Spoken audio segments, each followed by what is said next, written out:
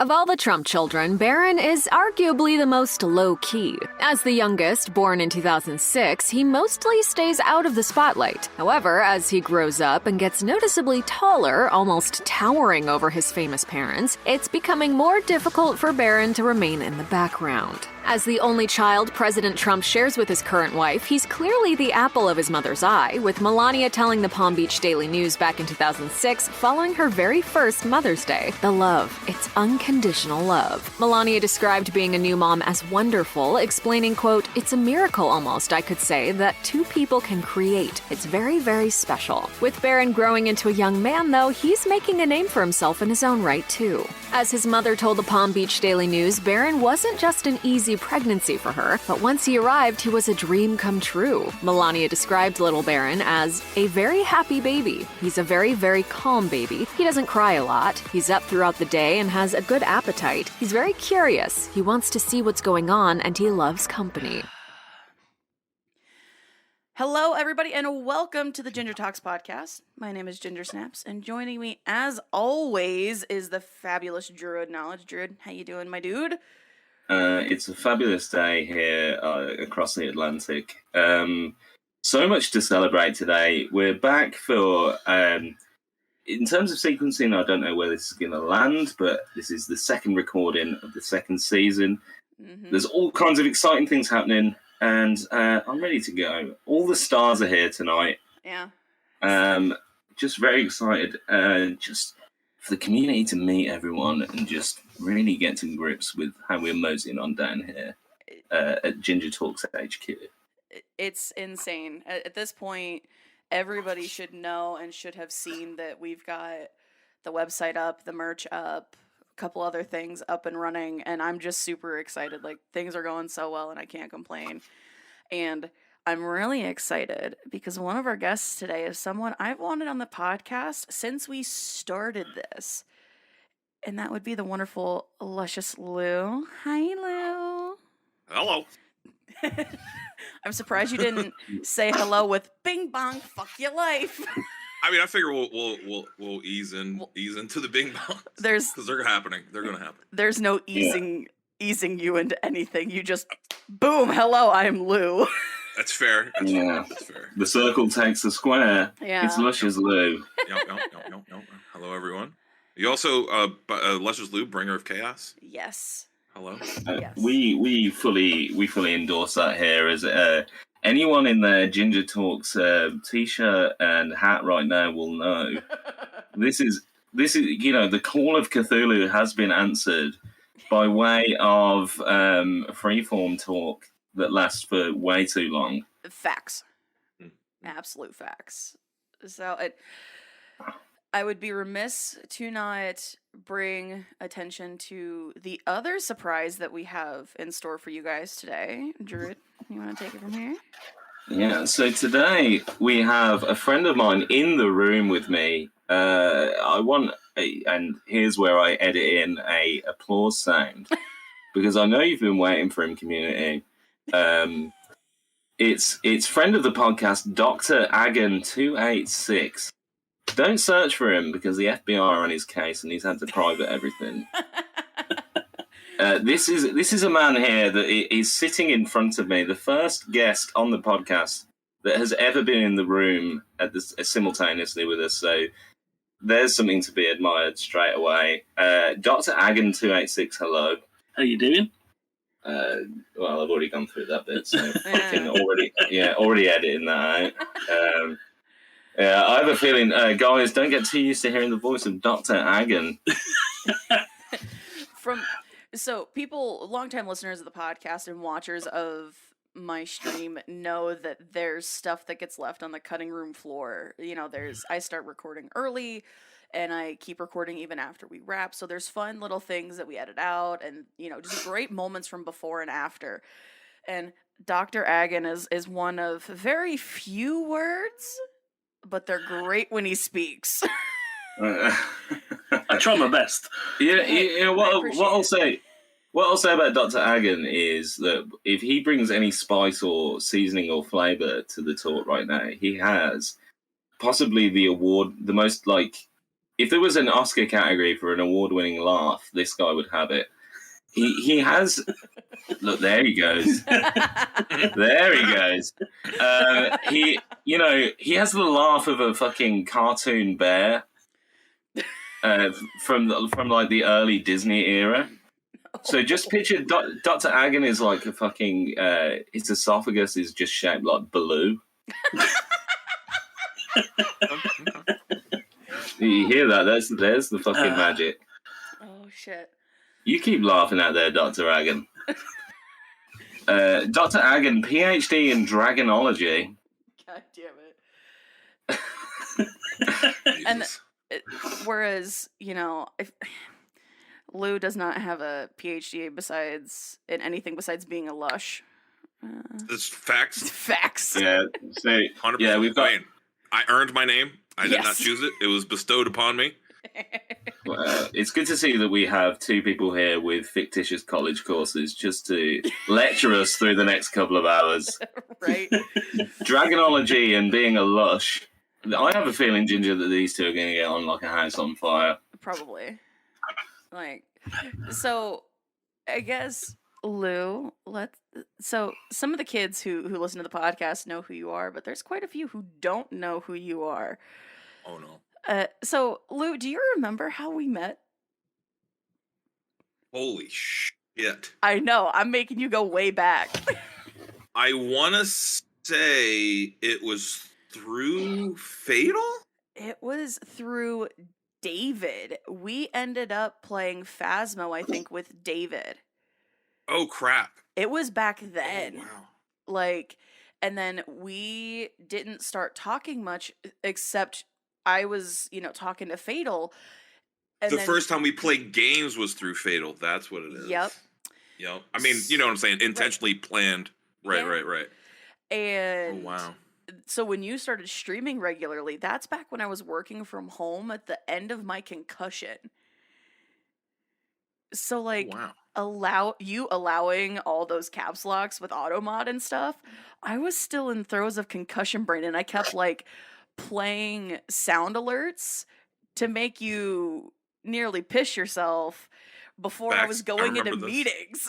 I also remember you cussing at automod. Oh, I swore up and you were down cussing Automod. You were cussing out automod pretty aggressive. Yes, and that I think kind of just set the tone for what our relationship was gonna be. 100%. 100%. I mean, the thing is, vibe though is what I've noticed is a lot of the people I end up vibing with is very chaotic good. To borrow a term from D&D, yes, full-fledged nerd. Definitely very chaotic good. Full disclosure, ADHD. Hi, how you doing? Yes. So that'll explain a lot. It'll become apparent as time drags on here. Yeah, I can't even remember. You are not the only person. Right? Perfect. Yeah, I can't even remember what you just said. We're all just full-fledged goldfish brain. Perfect. Yes. Yeah. Perfect. Yeah, I mean, we've been playing games together for almost a year at this point. Yeah. And holy crap. Dude, right? I was one of your first subscribers. I was like, yes, Lou. Also true. Do it. Also true. Do it. And you have a special greeting for me. It seems like every time. Oh, yes, Ginger! Yep. So Lou is one of those people I've wanted on the podcast for a long time, just because there was some sort of we just clicked in a way. I mean, many nights of drunk gaming, and now at this point it's oh hello. I'm pretty sure I was drunk when we were playing Phasmo with David as well. Yeah. I'm almost 100% sure. I mean, as sure as you can be after drinking and playing games. Pretty sure that I was having beverages. You may have. I don't know. Was this before or after you started taking shots for as a chat stipulation? A channel point redemption for shots. That's what it was. Yeah. So I started doing that after the first charity event that I did.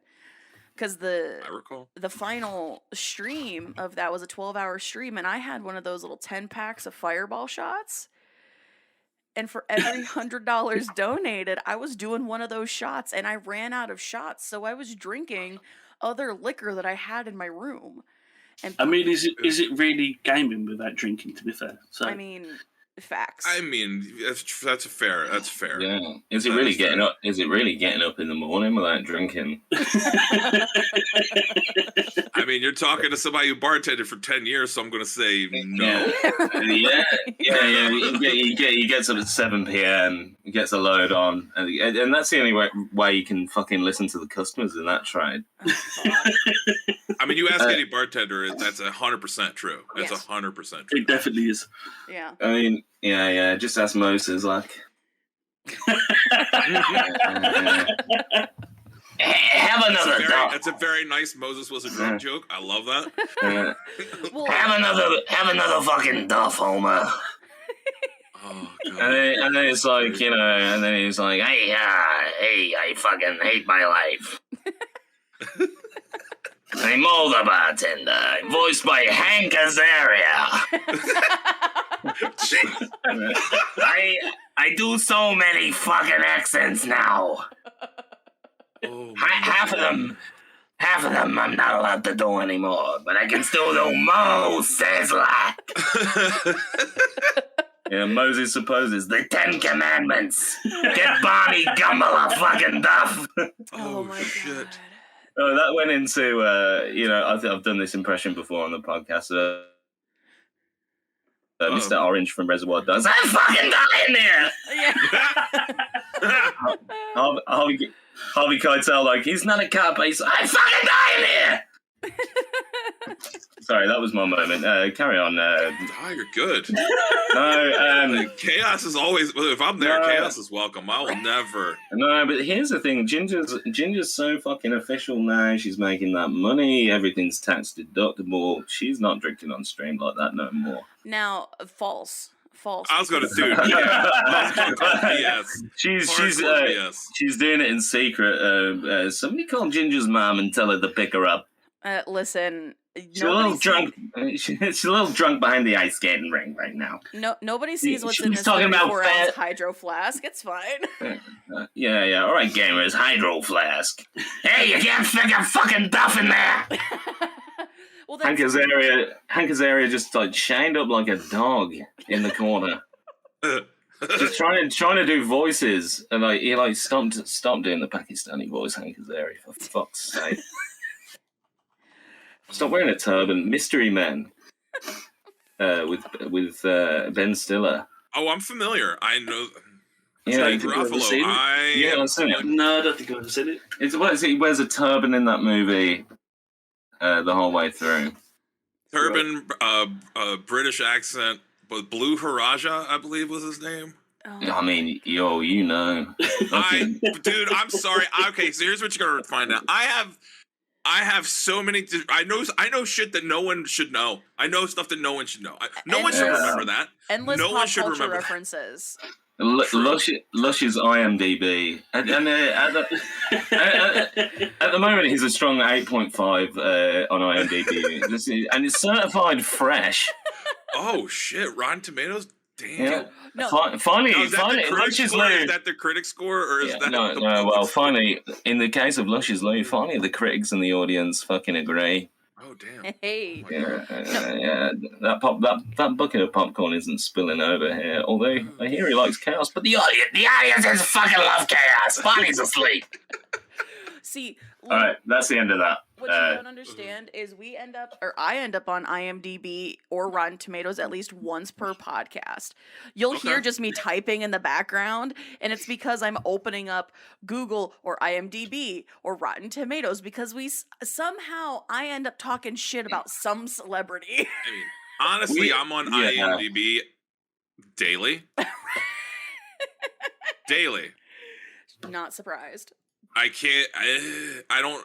It's because I like content, man. Yeah. You know what I mean? I like content. Like, it don't matter my drug who's of choice. It doesn't matter who's fucking making it. Just keep making it. I mean, honestly, kind content. of. Give me the content, man. That's Fill the hours in my day and make it suck a little less. Yeah, actually, funny, my phone has just buzzed here. Netflix CEO Ted Sarandos, friends of the podcast will know, Ted Sarandos does listen. He's asking me to stop talking about IMDb scores, and he's reminding everyone that the second series of Squid Game is due within the next couple of years. Okay. Years? Oh shit. Okay. Oh fuck. Yeah. So we've talked about Lou a fair bit. Dr. Agon, how do you and Druid know each other? Are you guys just mates, or what's up? Well, before Dr. Agon gets into the story of how we know each other, I just want people to know that I have my reasons for this, and I'm not ableist. Oh no. So, Dr. Agon, would you like to spill the beans on why I'm saying I don't have against this? So the first time I met Druid, I was on a pair of crutches with a broken leg, and he stole them from me and ran off with them. Yes. But what he didn't realise is I was due out a cast the day after, and I ran after him in a full leg cast. Yeah, so and then proceeded to hit him with the crutch. Oh fuck, that's fantastic. yeah, that's how we met. No, so we went to school together, like high school together, and this guy, so it was, what was it, motocross? Yeah. So he used to ride motocross on a bike, and this guy was like perpetually in cast and with crutches and things like that. And I remember looking at him across the school playground and thinking, looking at his kind of build and what he was doing over there, and I was like, this guy can fucking walk. and I assumed that it was just a ploy for Dr. Agon here to get laid, because he was going to the girls like, sign my cats. and how was I doing that when I had trousers over my leg cast? That's what I want to know. You wanted them to take the trousers off. Well,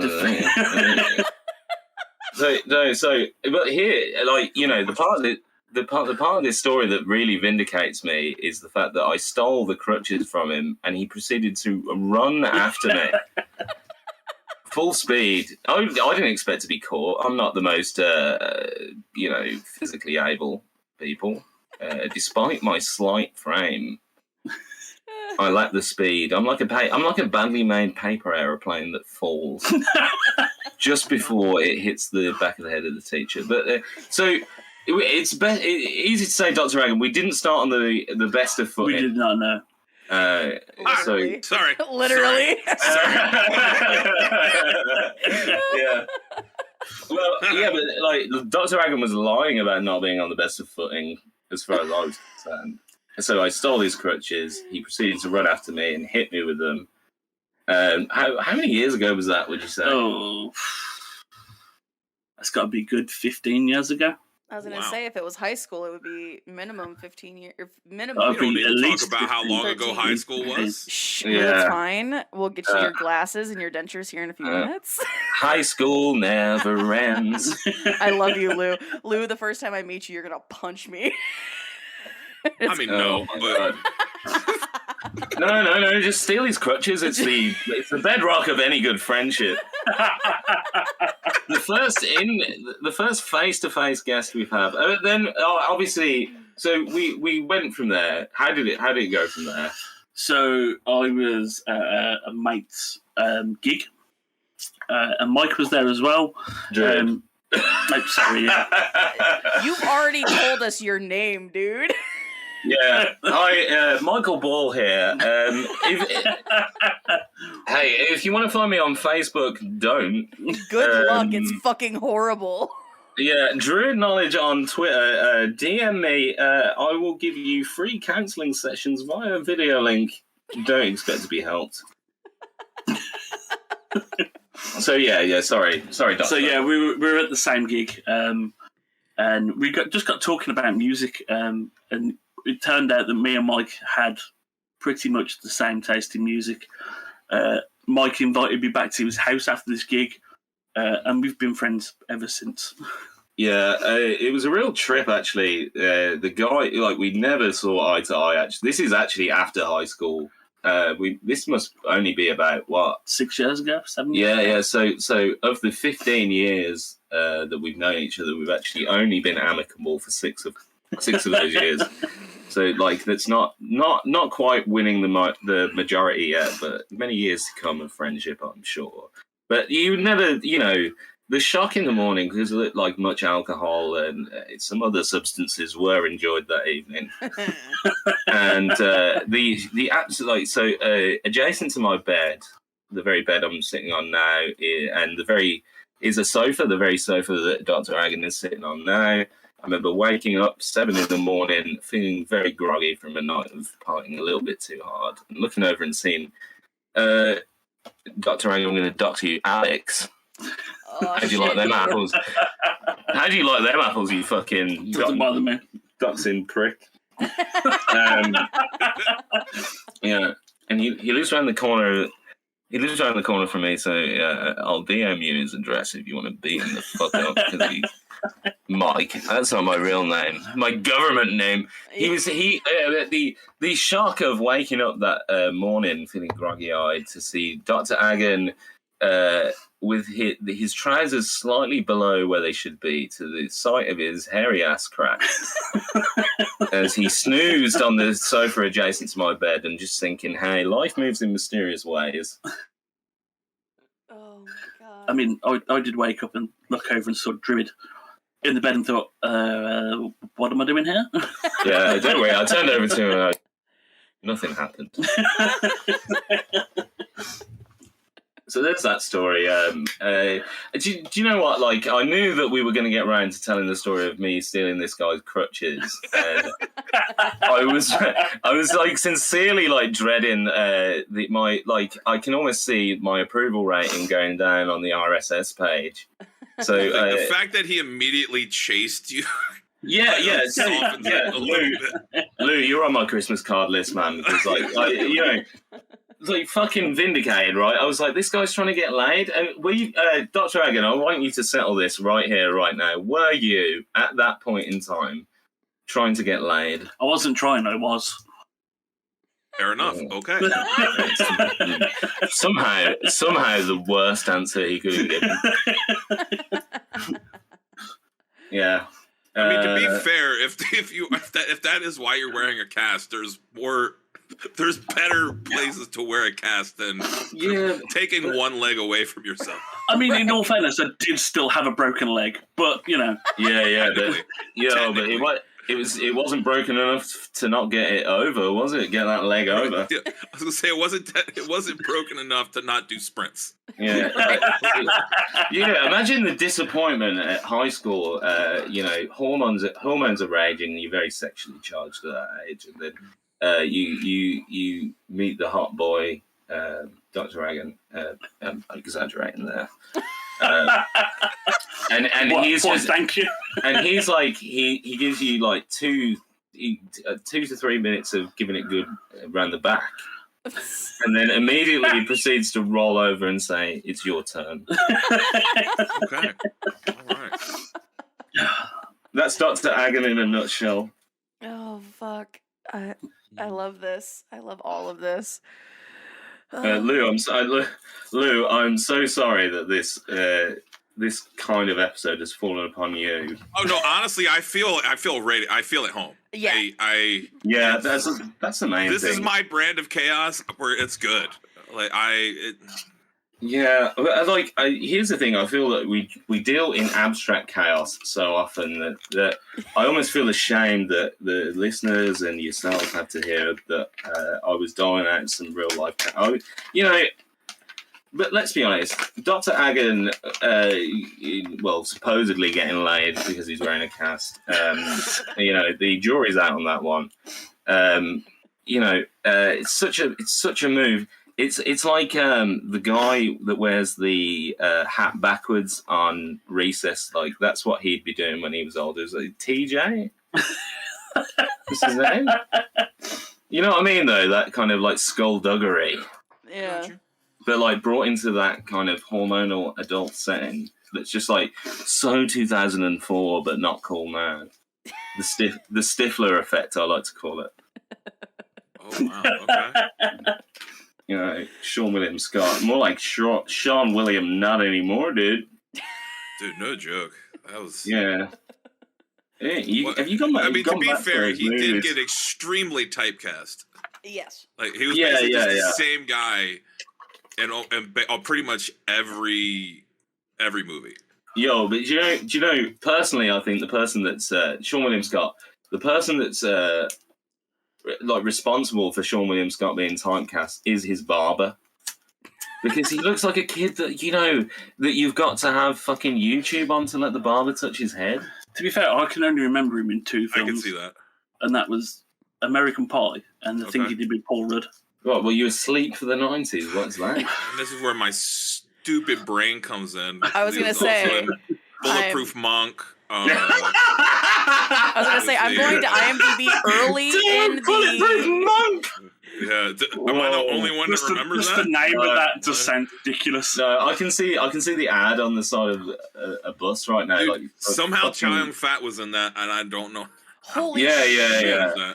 So I'm going to IMDb early in the episode this time, but it's only fitting. But here's the thing. Sean William Scott is currently in a TV series that is filming right now. Wait, what? Yeah, fucking I know he was in Lethal Weapon, the last season of Lethal Weapon. He was also in a movie called Already Gone, and he's in Welcome to Flatch. They killed off Riggs, and then magically the next season was the last season. What the fuck? Yeah. Spoiler alert! Yeah, I'm sure. Show's been off the air for a year and a half, so I'm sorry. Yeah.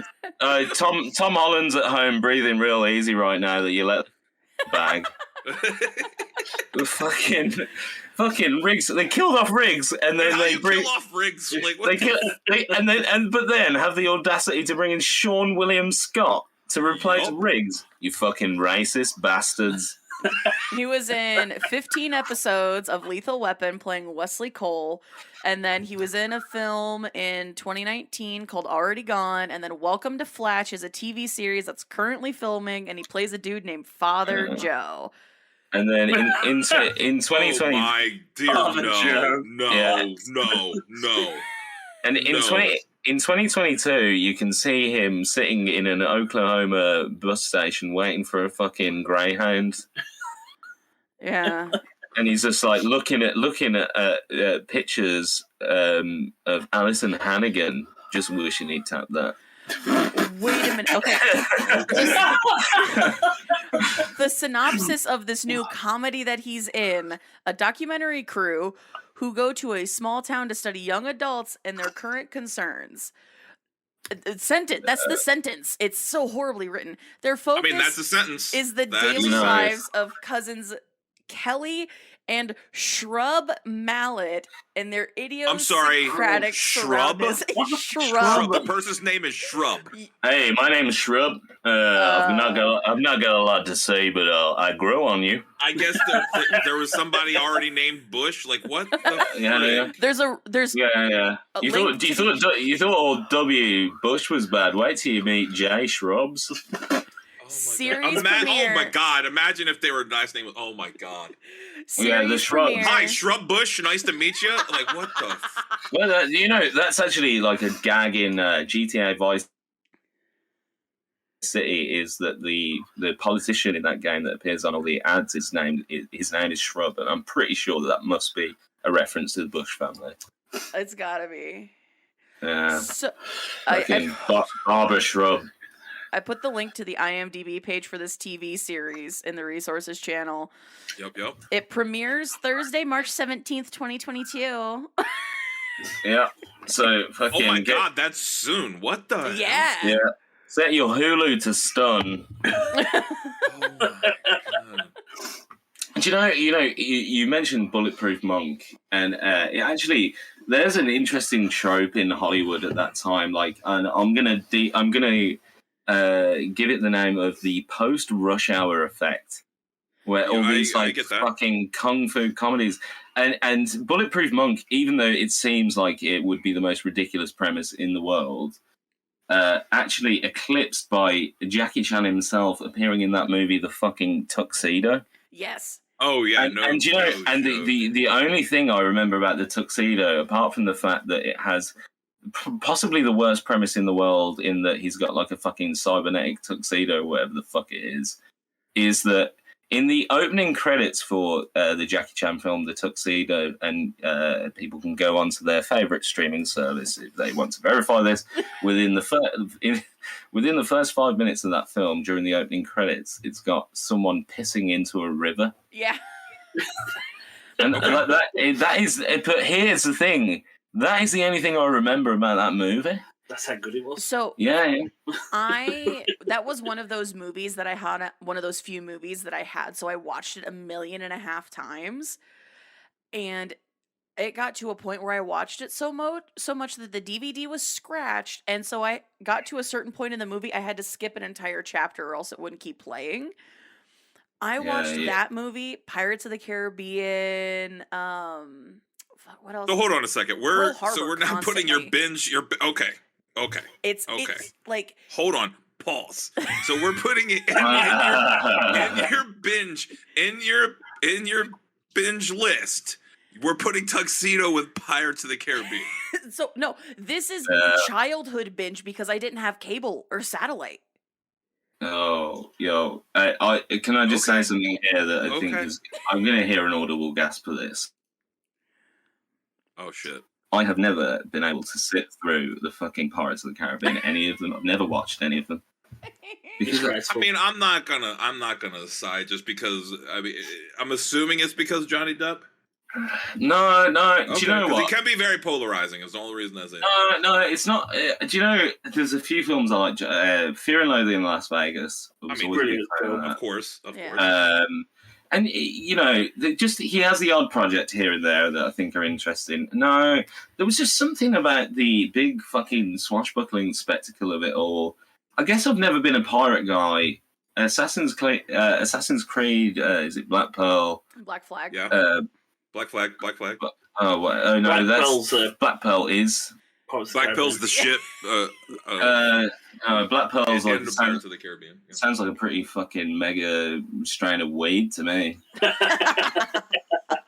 I mean, it probably exists. Probably so. Yeah, so my experience of Pirates of the Caribbean and the Black Pearl is just me sitting on a floor on an ornate rug listening to fucking Pink Floyd whilst looking at the ceiling. Okay. Yeah, what is it? What I do remember for Pirates of the Caribbean, what is it? What's that guy? Bill Nye plays. Is it Davy Jones? Yeah. And he's like his accent in that always amused me to all hell. Like, oh, you aren't Jack Sparrow, right? Yeah, and he had no nose, so he looked like a fucking hentai Voldemort. Yeah. With those like fucking undulating text, disgusting movie, man. So the problem is, whenever I hear Bill Nye, I immediately go to a different Bill Nye. Bill Nye.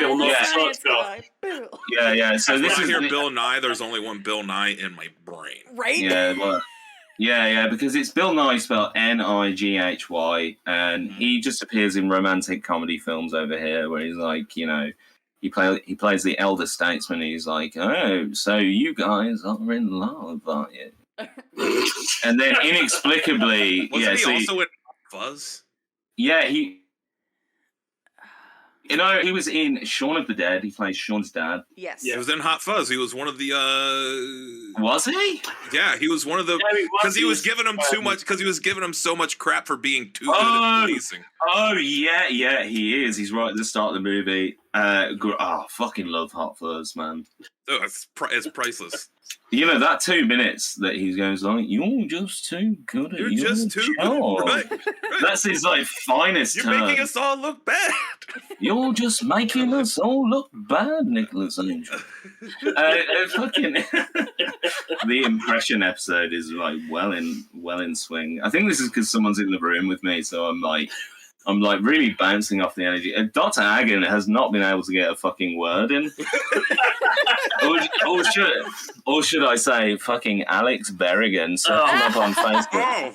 Fucking that you douchebag. Call me Mike again. My fucking I only called you your first name, not your surname. Jesus Christ.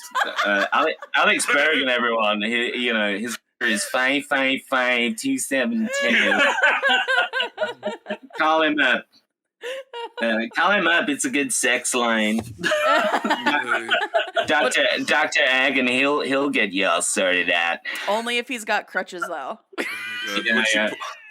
He goes to the point that when Ginger posts a podcast, he has a still of his driver's license. It's bank account details. His fucking social security. Oh my God. Like Dr. Agon, the only thing he's gonna fix if he's got a crutch on is your vagina.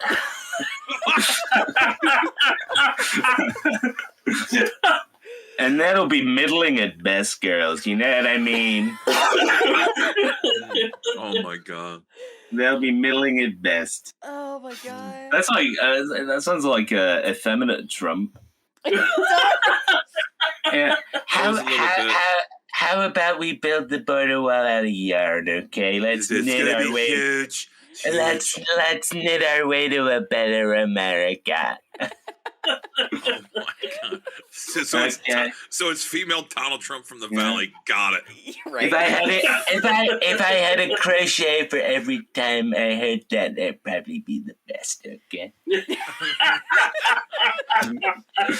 Druid inexplicably slides into Donald Trump territory, like that Donald Trump impression all the time, and I love it because I used to talk with my hands like Donald Trump shortly after he got elected because I was watching so much news.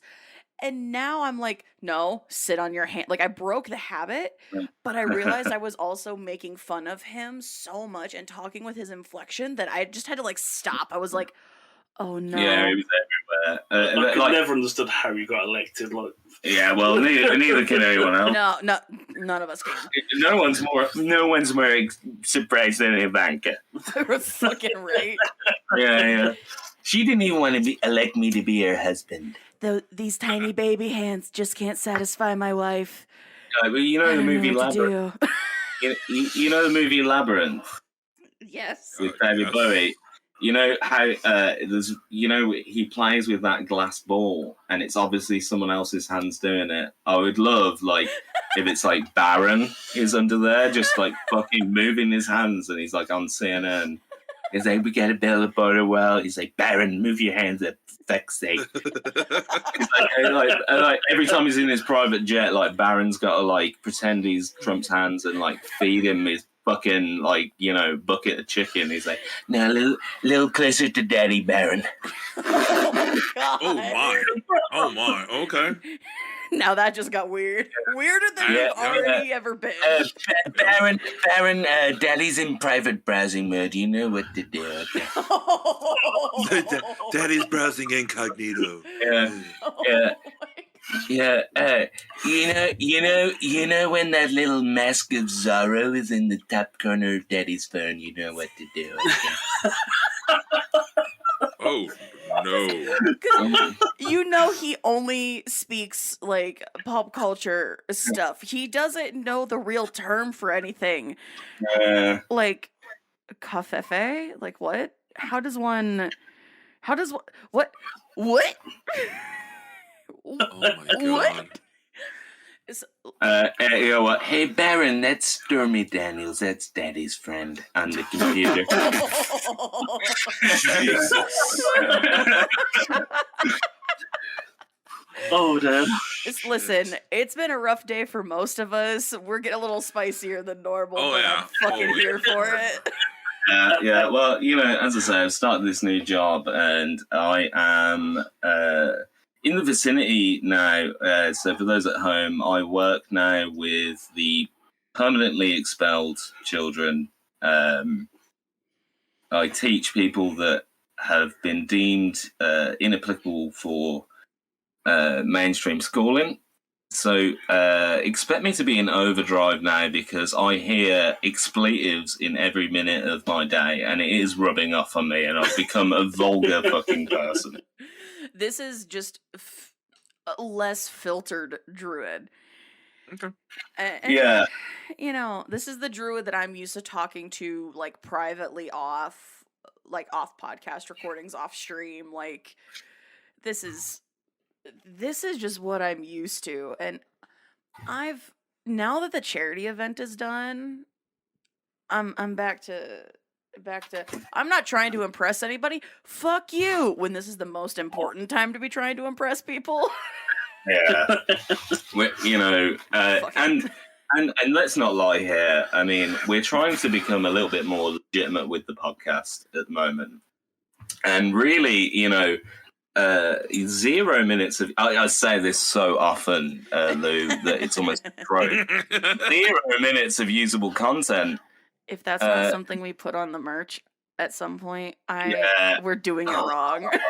It's so true. Just a picture of me with my finger on the nuclear button. Okay. Saying 0 minutes of usable content. Don't think I'm not writing it down right now. Yeah, 0 minutes of usable t-shirts. And hey, you know, if you can hear me now, guys, please buy a shirt. The link is undetermined at this point, but you know, if this is late enough to go out, maybe I'll edit it here. Boom, with entering your link. You know, I'll be like, hey guys, you want to have a border wall between your chest and the world? Oh, Jesus. Fuck. God. Oh, shit. Yeah, I mean, it's been... Sorry. I was just about to say 1 week since you looked at me. It has been a wild, year. Been a while. I'm going to mute. Well, we've known each other for about a year at this point, Lou, because I think you probably remember when I got my concussion. I was like, okay, bye, guys. Like, I think that was when we first started, like, interacting, period. It rings a bell. Because I remember David going, why are you playing Phasmo with us if you have a concussion? Oh, my God. I was definitely drunk that night. Yes, absolutely. I was... That just triggered it. I was definitely drunk that night. Yeah, so, my concussion, in 4 days from the time of the recording, it's been a year since I hit my head. Like, we've known each other for a long-ass time. Like, it feels True like story. it's That been was actually, so I long. think, before I started streaming. Yeah, that was before you started streaming, and you were playing games with us offline. Like, you were offline, but we were all just hi, Lou, when are you going to start streaming, Lou? I remember this. And you know, that sounded so eerily close to, like, hi, Roo. Oh, no. You've got Gmail. Hi, Lou. Listen. Lou comes out. He's like, like it's like really disappointing because he's like, you know, just dressed like a normal dude. He comes out and he's like, hello, hello, hello.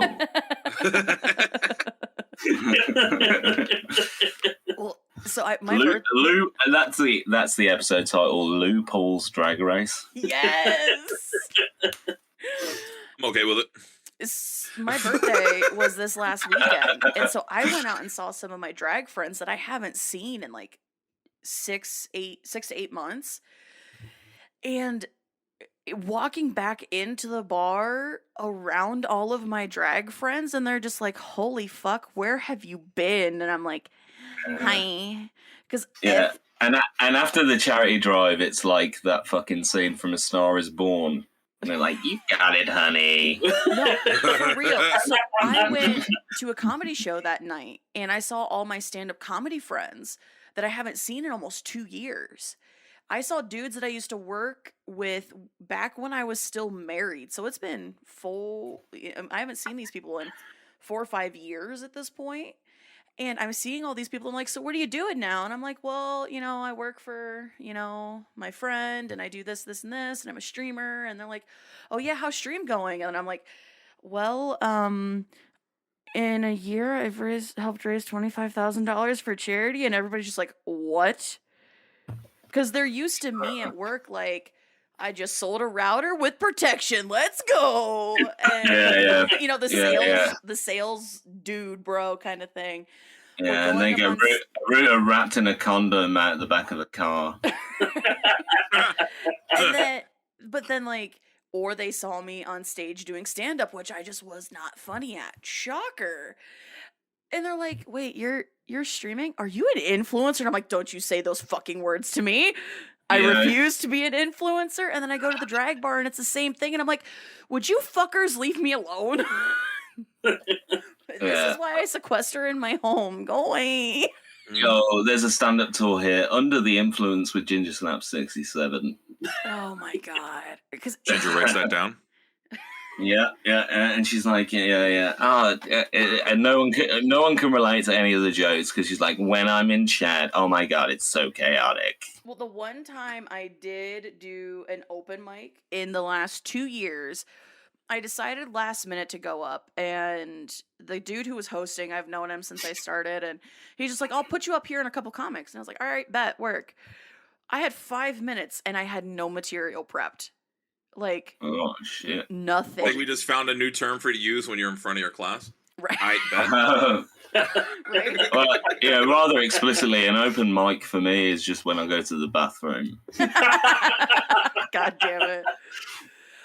But like, they're like, so the beginning of the set starts really great, and then it just tanks, and I was like, but you know what? This is why I stopped coming to open mics. None of you people think I'm funny. People on the internet give me money, and I keep my clothes on. It fucking rhymes. Room erupts in laughter. I set down the microphone, and I go get a drink at the bar, and everybody's just like, fucking hell. We've missed you. And I'm like, no, you haven't. Don't fucking lie. You think I can help you be an influencer? No. Fuck all of you. Use the code GingerTalks10 to get this pair of Nike trainers. The SBs out now. Right? From tanking on stage to World of Tanks with people from around the world. Fuck, dude. It's just fucking wild. And I know, Lou, people in your personal life don't know you stream a whole lot, like at work and stuff, do they? Oh, no, I tell them. Do you? I'm open about that. Yeah, I let them know. Mainly just because of being in IT, like, I stopped taking calls at 6 p.m. I mean, my workday is over technically at 3 my time, but I do a hard stop as far as taking, like, replying to anything at 6 p.m. Yeah. You know what I mean? Because I'm like, no, like, mainly one for my sanity, because I did 30s. So it got actually, that's false. Really, that it's partially because of streaming. Really, that came about because one night I got the IT equivalent of "you up" in an instant message from somebody looking for IT assistance, and it essentially said, "Hey, hope you're still online." And it's 11:30 at night. I'm like, what the fuck is going on right now? Right. Yeah. Like, I don't reply, but in my head, I'm like, yeah, I'm up, but I'm also on my fucking couch and my Jimmy Jams watching TV. Right. Yeah, and the layman doesn't get it because to the average person, streaming is just the opening scene of the tuxedo when the guy was pissing in the water. Fair. And it comes full circle. Yeah, I like comedy. I like to cross-reference. Well, a lot of people don't think streaming is work either. Right. Like, oh, you just play games online. I'm like, okay, yeah, that's right. All I do, there's no prep work for that whatsoever. No. I just show up and start playing games, man. Right. That's it. Well, because when you started, you were using a face cam, and you don't anymore. I switched. Yes, I did switch to an avatar, 100%. Which the avatar is great. Well, so it leans into kind of what I've started doing too, because I do like channel point redemptions for certain characters and things like that. So it helps to be able to change the avatar. But part of that is too, I like already said ADHD. I'm also bipolar, extreme anxiety, and there's days I come home and it's just like, fuck, I gotta be on camera, and And sometimes those days stack up, and I don't want to get into a habit of like, oh, no cam today, no cam today, no cam today, no cam, because then you just become a no cam streamer. Right. And a lot of times people like basically people like to scare the living shit out of me and see the face I make. It's hilarious. You know what I mean? And so with the avatar, you still get the reactions. You know what I mean? And know that you did in fact make me brown my pants. So you know. Thanks for that, James Cameron. Fucking, I remember in the early days, I can picture it clear as day, Lou. Every time I'd scare you and you'd turn and you'd stare at the the screen, which was face it like angled so it looked like you were looking in the camera and going, "Fuck you, Ginger!" Like that's why the camera was on that side, because I had to turn and engage. Yeah. Actually, in the industry, we call that the Blair Twitch Project. Lou, if one of your follower emotes is not a pair of brown pants, I still don't have brown pants. I suck. Okay. If one of them is not brown pants for code brown pants, which you're welcome for that, by the way. I am leaving, unsubbed, unfollow. We'll get it done. We'll get it done. But like, because those were some of my favorite. I would sit on my work calls. So when I was working from home, I had my second monitor. I was using my work computer for that. So I had my primary monitor, but then I had my work laptop in front of my keyboard. So I'm reaching around my work laptop to type into my personal computer's keyboard. And so I just reach up and I'd be in a meeting and I would do like a sound alert redeem that would just scream in Lou's ear and scare the shit out of him. Yeah. While I was playing solo Phasmo on professional. Right. Or even like I would get you with that during Fall Guys. True. That's and true. That was great because you weren't expecting it, period. True. And I'm in a meeting just fucking Yeah. And everybody's just like, what the fuck is wrong with you? People actually started taking screenshots and posting them in my Discord of my face when I was get completely wrecked by a jump scare. Oh, it was fantastic. And, you know, I mean, those are the kinds of things that I love about streaming. Like the relationships we form with people. Like, because if you think about it, Druid and I have never met in person. That's changing this year. We've never met in person. What, like, who the fuck would have guessed that he and I would be doing something like this? And friends in his real life are coming on the podcast. Like, yeah, we're coming to get you. It's honestly been one of the blessings of streaming because I tell people about it. And, you know, there's like literally I've played games on a regular with people on the other side of the planet that in ordinary day-to-day I would have never gotten the opportunity to meet. Like I wouldn't know anybody who lives in Australia or or Brazil or anywhere in South America or anything like that, like Canada, like Scotland, England, like all over the place. And I'm not going to meet them in my everyday life, you know, but I've gotten the opportunity to through well, you've always got a place to crash here, my friend. Oh, love it. Dude, so, I mean, Lou, you know that Druid, I'm going over there to meet Druid and do an in-person podcast recording. Yep. Because of the charity thing. Like, Druid and I talk about this, and Toast and I talk about this all the time, that nobody thought that I would pull that we raised over $10,000. So when we honestly, I think this was your most successful charity stream. This last one you did. It was amazing. Well, to be honest, I didn't. When not to retread what we've already said before, but like we agreed that this was going to be a thing. Like I didn't think for a second that $10,000 was an achievable goal, but here we are. Right. Someone's buying a fucking plane ticket, man. That's deep. Like, it's amazing. It's surreal, really. Yeah, and it's really not spare room to you, Ginger. No.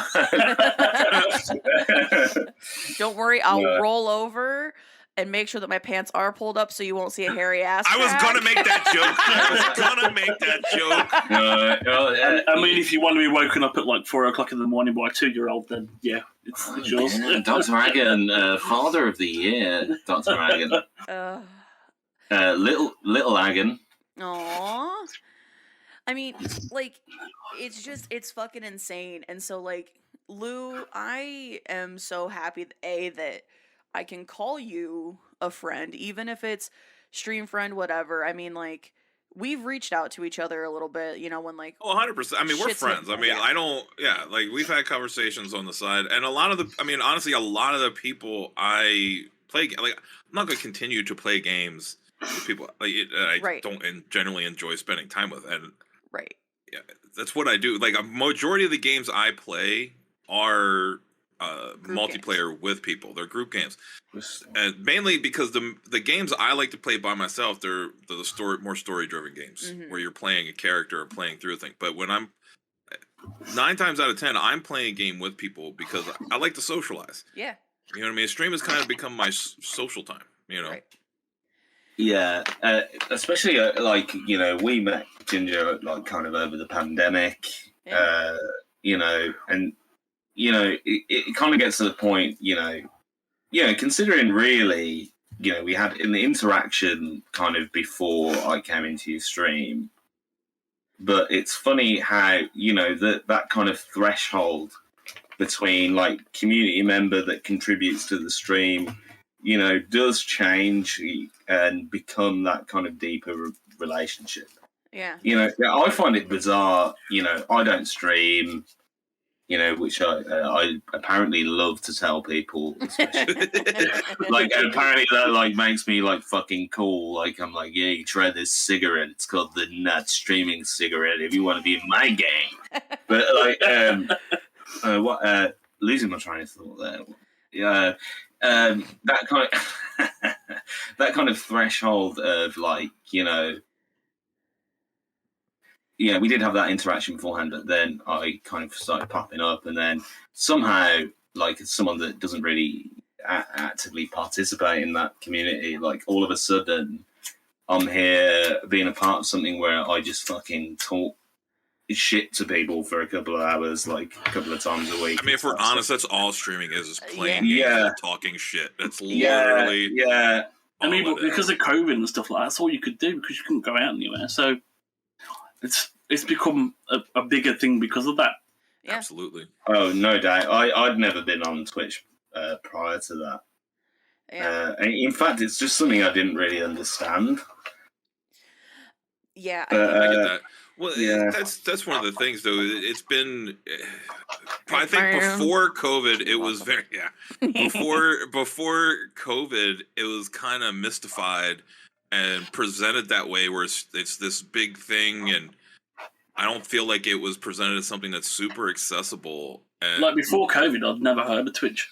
Yeah. I had, but not as it didn't become as big a part. Even just taking in content didn't become that. Like I watch Twitch very, very occasionally. Mm-hmm. I mean, but now, like, some of my favorite content to watch now is on Twitch. Yeah. And I'll watch that in lieu of watching TV. Watching TV. What a fucking zinger, man! Like Colonel Sanders couldn't have come up with a better zinger than that.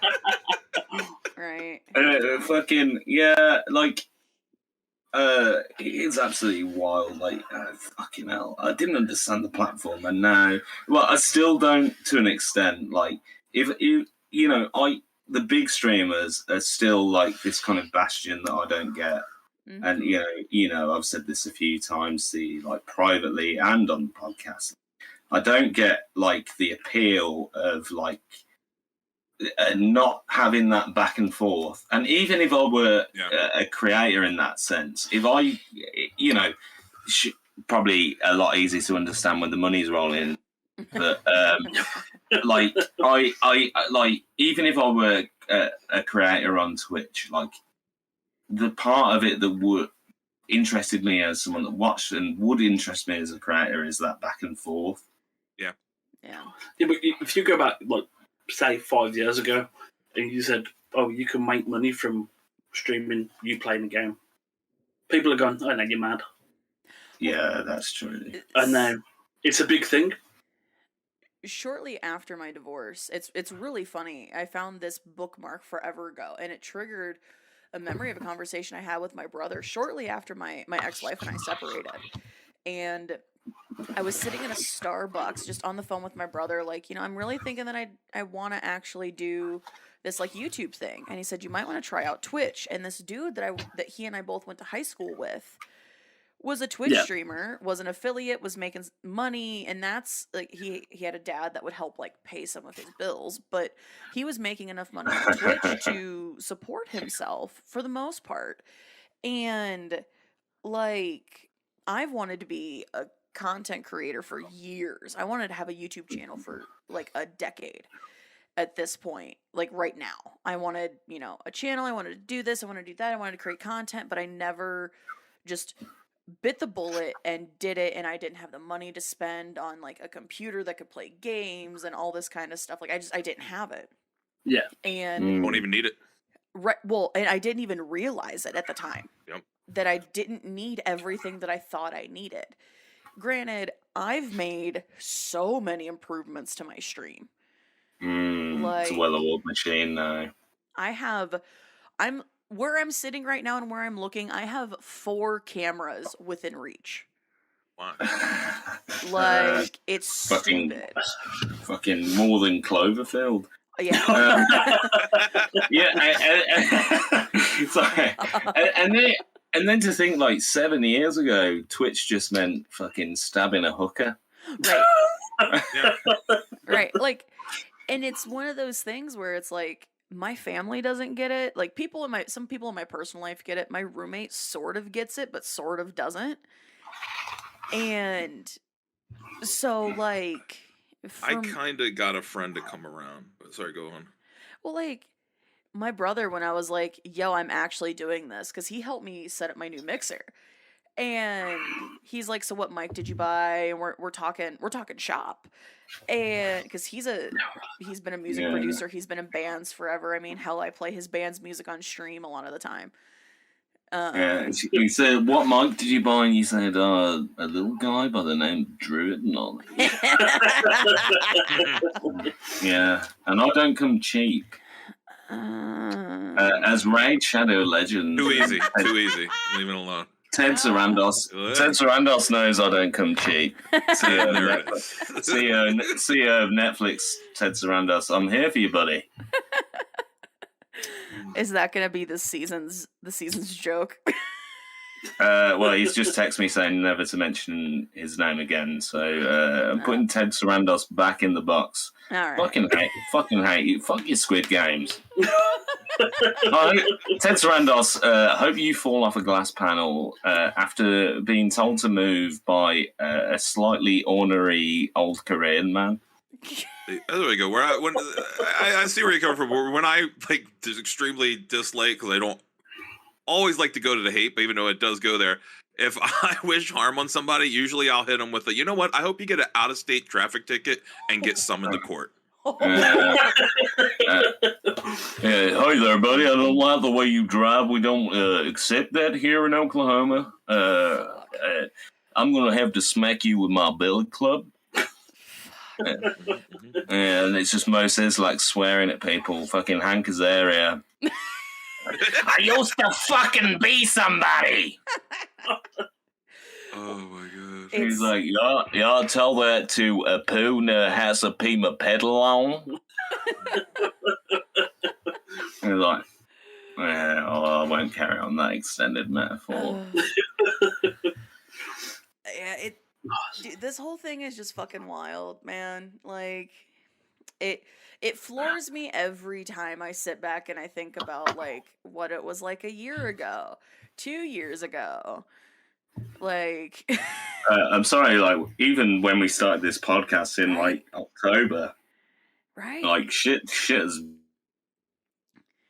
just moved on. Like even the way we do things on here, and like the podcast is by no means, it's kind of the dark heart of the Ginger Snaps kind of fold. There's no doubt about that. I was waiting for you to call it the Ginger Snaps cinematic universe.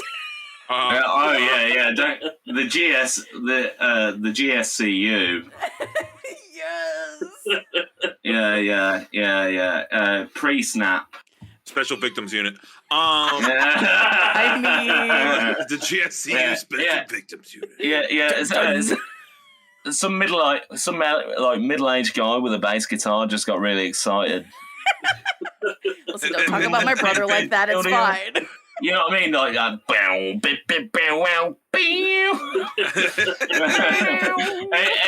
And then there's a guy with the. What's that guy from SVU with the overly large forehead? And he's just like, he's like, today we're going to talk about sex crime.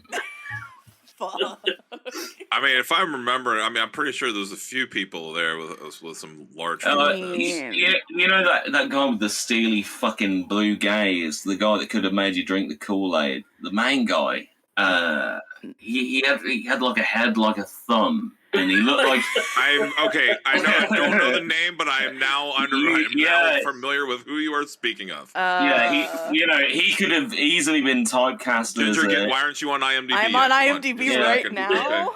Okay. He could have so easily been typecast as like a fucking army drill sergeant, but instead he fucking leaned fully into like I get to the bottom of sex crimes, and then like Maloney? he's like.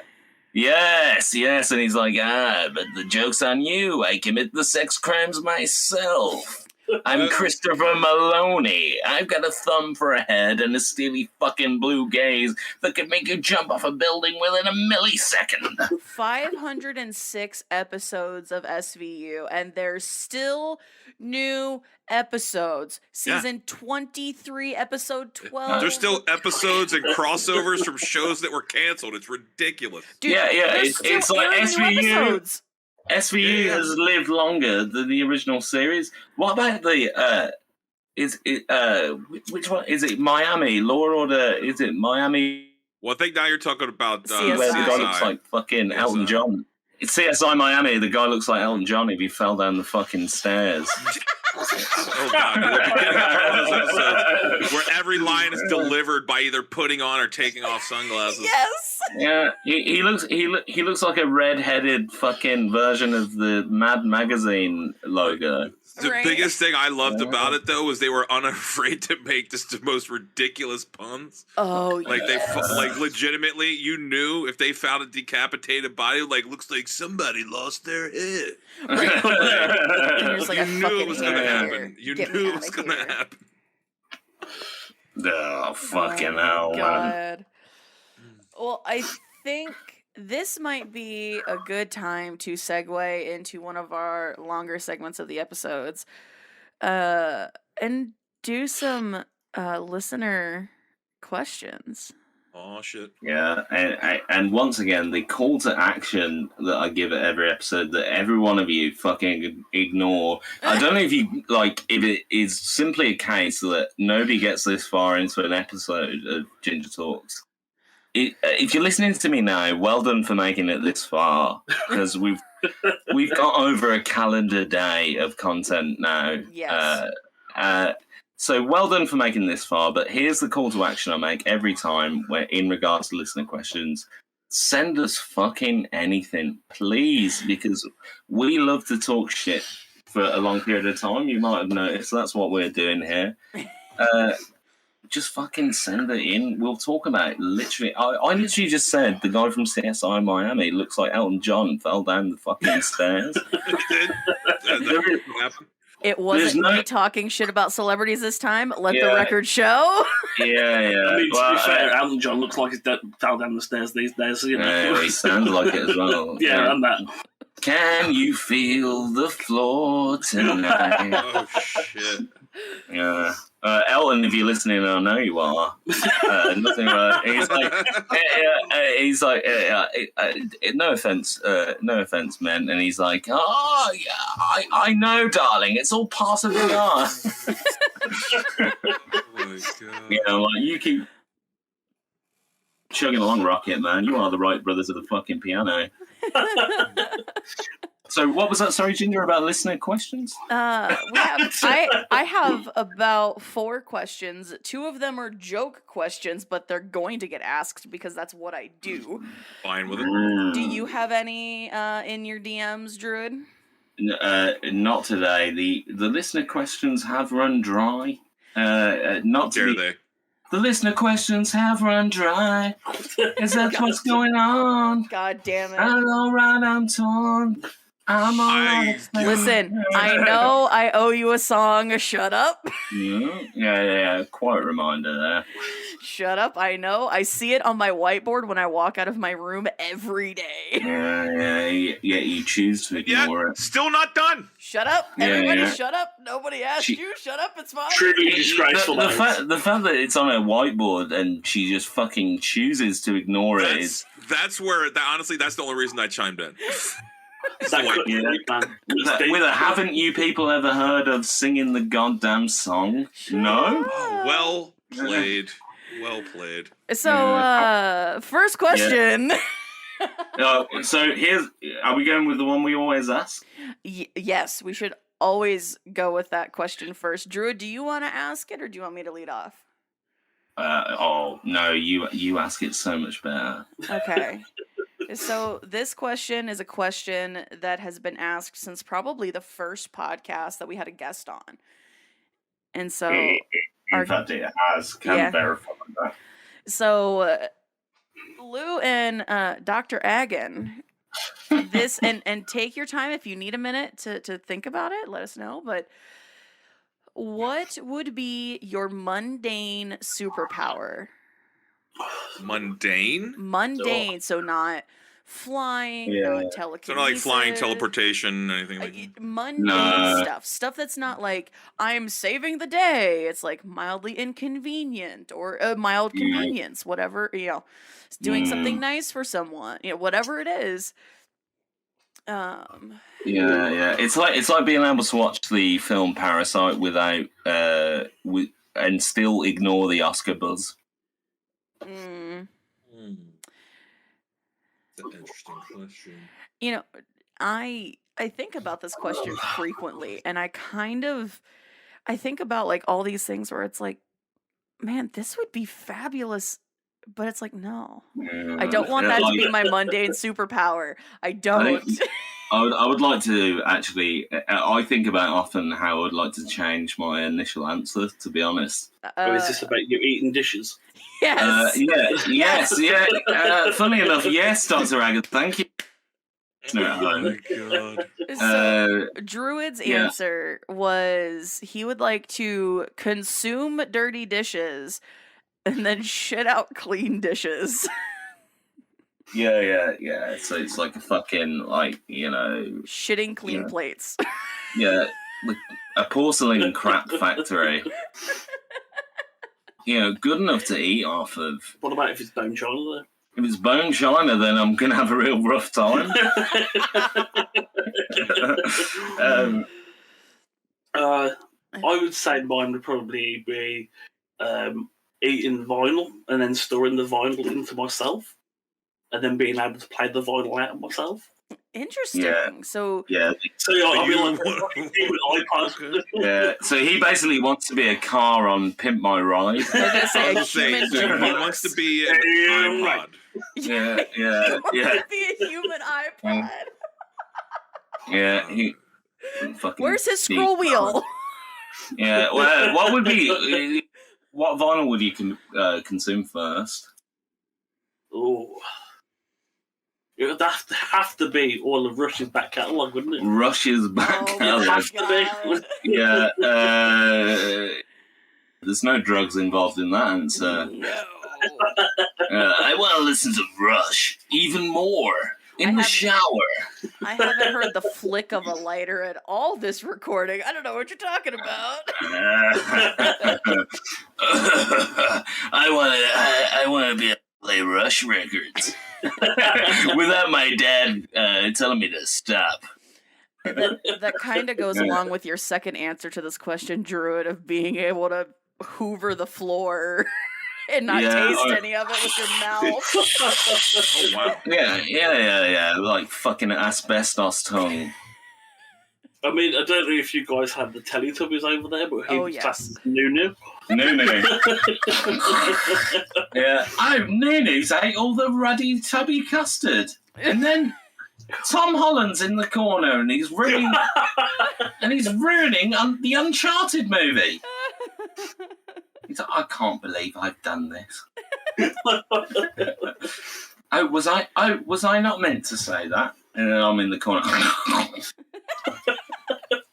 I've eaten all the tubby toast.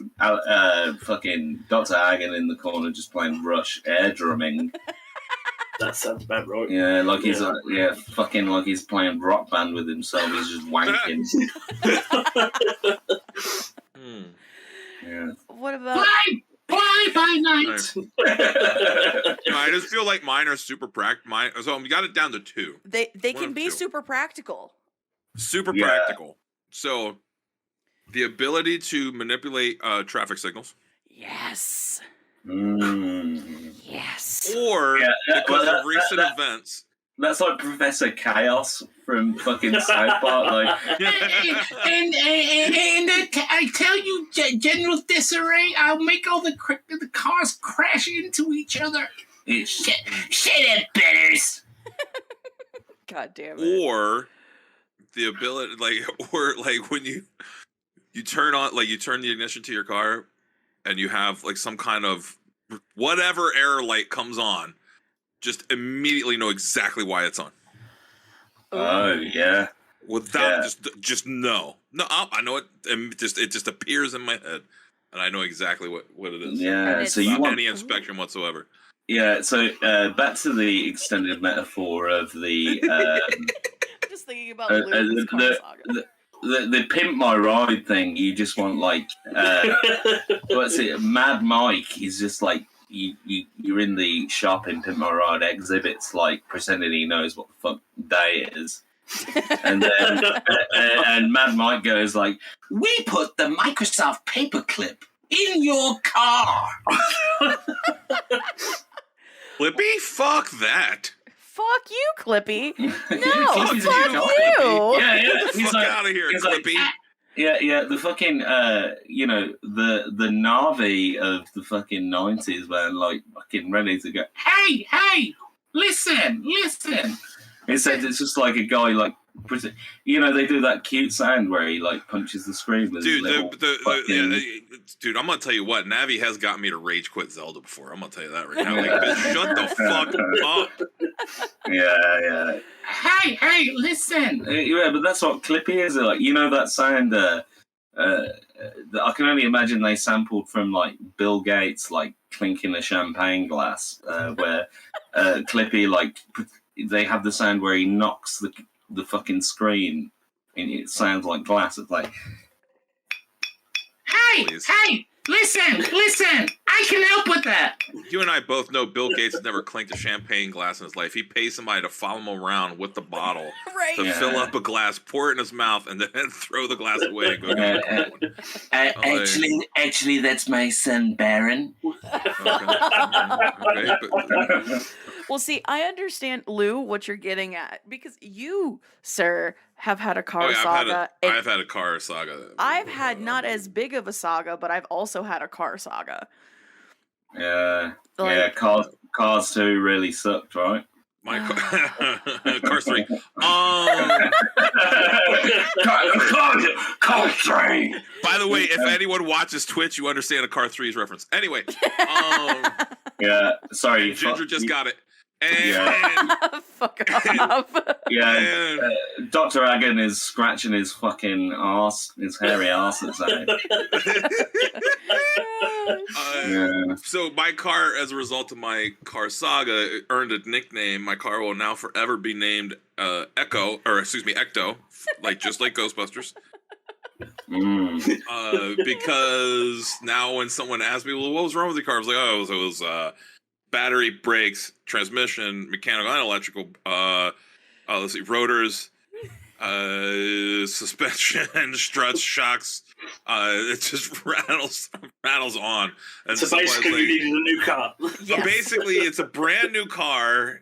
Oh, dude, it was an ordeal. Yeah. Oh, and then they had it for 80 days. I went to start the car and it didn't start. What the fuck? Sorry. Yeah, it's funny. We have something in common there, Lou. Actually, I call my car Ecto as well, like Ghostbusters, because every time I get into my car and start driving, I see the ghosts of the 10 children I ran over during the school. I knew something was coming. Yeah, Was it just always really confusing when Slimer turns up. Nope. God damn it. Hey, listen. Don't run the kids over. Shut the fuck up and get in the trunk. Sorry. Yeah, that's actually what they did to fucking Riggs in Lethal Weapon. Well, see, my car saga isn't as bad. You know what? Sorry, too real for you. Too Sean William Scott for you. Apparently. I just got well, I'm actually going down for Myrtle. No. Oh my. That's it, I'm done. Sorry. All right. Fucking hell. I'm actually. That took a dramatic swerve. I'm actually. Oh my god! Yeah, the Ghost of Tenjo. I'm actually going to stop talking for 2 minutes and let's carry on with the segment. I just got my car back today. Like, my car, I got in an accident about a year after I got my car. This chick backed out into me. I couldn't open my passenger side door. My passenger side wheel was rubbing. Everything was buckled and twisted and all this shit. I'm still having issues from that accident now. Oh So God. it's winter here and it gets cold. My door likes to sag enough that the dome light kicks on and the alarm kicks on, draining my car battery. So I've had to get roadside assistance to come out and jump my car 3 times in the last 6 weeks. And the roadside assistance dude now just gave me his number. He's like, "Hey, once you put in the request, just call me and I'll come right over." Like, it's to that point where it's like, I now know this random dude who gave me his number and is just like, "Hey, you need help with your car? Let me know." And I'm like, "Cool, thanks. I fucking hate it here." Yeah, it's like, you up? Yeah, it's At 1 a.m. And then it's like, your taillight's up, but do you put out? Oh shit. I mean, I'm from AAA. he is pretty hot though. I'm not gonna lie. So if you Rescue Rangers, if you're listening, Well, we know you what are. it do? What it do? You fucking hot mechanic. No one so hot has worked with their hands since Jesus Christ fucking built a fucking hobby horse in carpentry class. Holy fuck. that was an adventure right there. That's the whole Yes. thing. Was Yeah. Well, We've hit that point, Lou. We've hit that well, point. adventure. the worst thing about Jesus Christ agreeing to make you a wooden ornament is it's a 3-day turnaround because you got to wait for the fucker to resurrect. God damn it. God damn it. I hate it here. Hey, chica, I'll walk on water for you. What have I told you about using my phone, Baron? God damn it. How have we got from Jesus Christ to Trump? I don't know, but I hate it already. So I'm going to divert us to one of our nonsensical questions. They both turned their back on the Jews. Fuck. Oh my god. That's definitely getting edited out. No, yeah, sorry. Nonsensical question submitted by ADD Toaster. Who do you think has softer hair? Me, Lou, or Druid? Because we didn't know Dr. Agon was going to be with us. I mean, it's 100% not me. Oh, Dr. Agon is straight out because his hair's made from fucking diamonds. I really don't have hair because I shave my head. So. Oh, what? When did that happen? I mean, not shave, but like a 0 on the clipper, and just I just get rid of it. That's. I actually thought they stopped making series of odds. Fucking Oz. God. Oh my god. Yeah. Oh, I'm sorry. I'm really on one today. When we buzz my undercut, we take it down to a 1 on the clippers. Like we buzz it real fucking short, and it feels this sounds so like it. good. This is starting to sound like it's me by default because I look like a piece of fucking cotton candy right now. What I'll say is not having hair and getting ready in the morning is fucking amazing. It's so nice. It's the best. It's what you can just roll out of bed and just not do anything. You're ready. It's brush your teeth and get the fuck out of the house. It's great. For me, only having the top of my head with long hair, I can be taking my morning piss and put it up in the ponytail, and then I'm like good. I don't fucking do anything with it unless I want to. It's so nice. I know why dudes keep their hair short. It's fucking amazing. No, well, I've got a pretty strict styling regimen. Oh, here we go. Here it is. Okay. Well, no, I'll blow it out and stick it down. God damn it. It's true. I don't know why you're saying that. I just don't feel like we're talking about hair anymore. I don't know what's going on.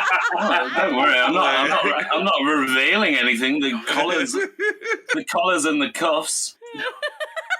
Okay, right. I don't blow out down there.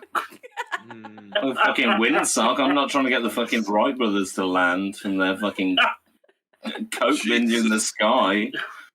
Oh my god. Because let's be honest, they flew the fucking equivalent of a pedalo boat in the fucking over Oklahoma. Oh my god. Yeah, I you know what? I'll just take the win on this one because I have a feeling that I actually feel it. Sorry. Right. Well, can I just Right. So I've got someone in the room with me. I feel that we should take advantage of that. Dr. Agon, touch my head and keep right. Okay. No. It's not the fucking bell tower. Don't worry. Fucking hell, bats in the fucking belfry. Touch the head on top of my shoulders, Dr. Agon. Instead of. It's quite soft. It is quite soft. Well, can you rate it out of 10, please? I'll give it a solid 8.5. Right, you heard it here. Certified fresh up here. Critics and audiences agree. It's pretty fucking soft up here. I've got, when you see it in like an ad for like butter. And the knife runs through and you get that perfect little swirl. Not actually representing my hair, just more my attitude to life.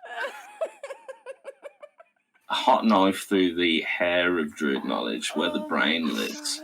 Oh, dear. 8.5. So, Ginger, do you reckon you can 0.5 on the Dr. Agon scale of softness? probably.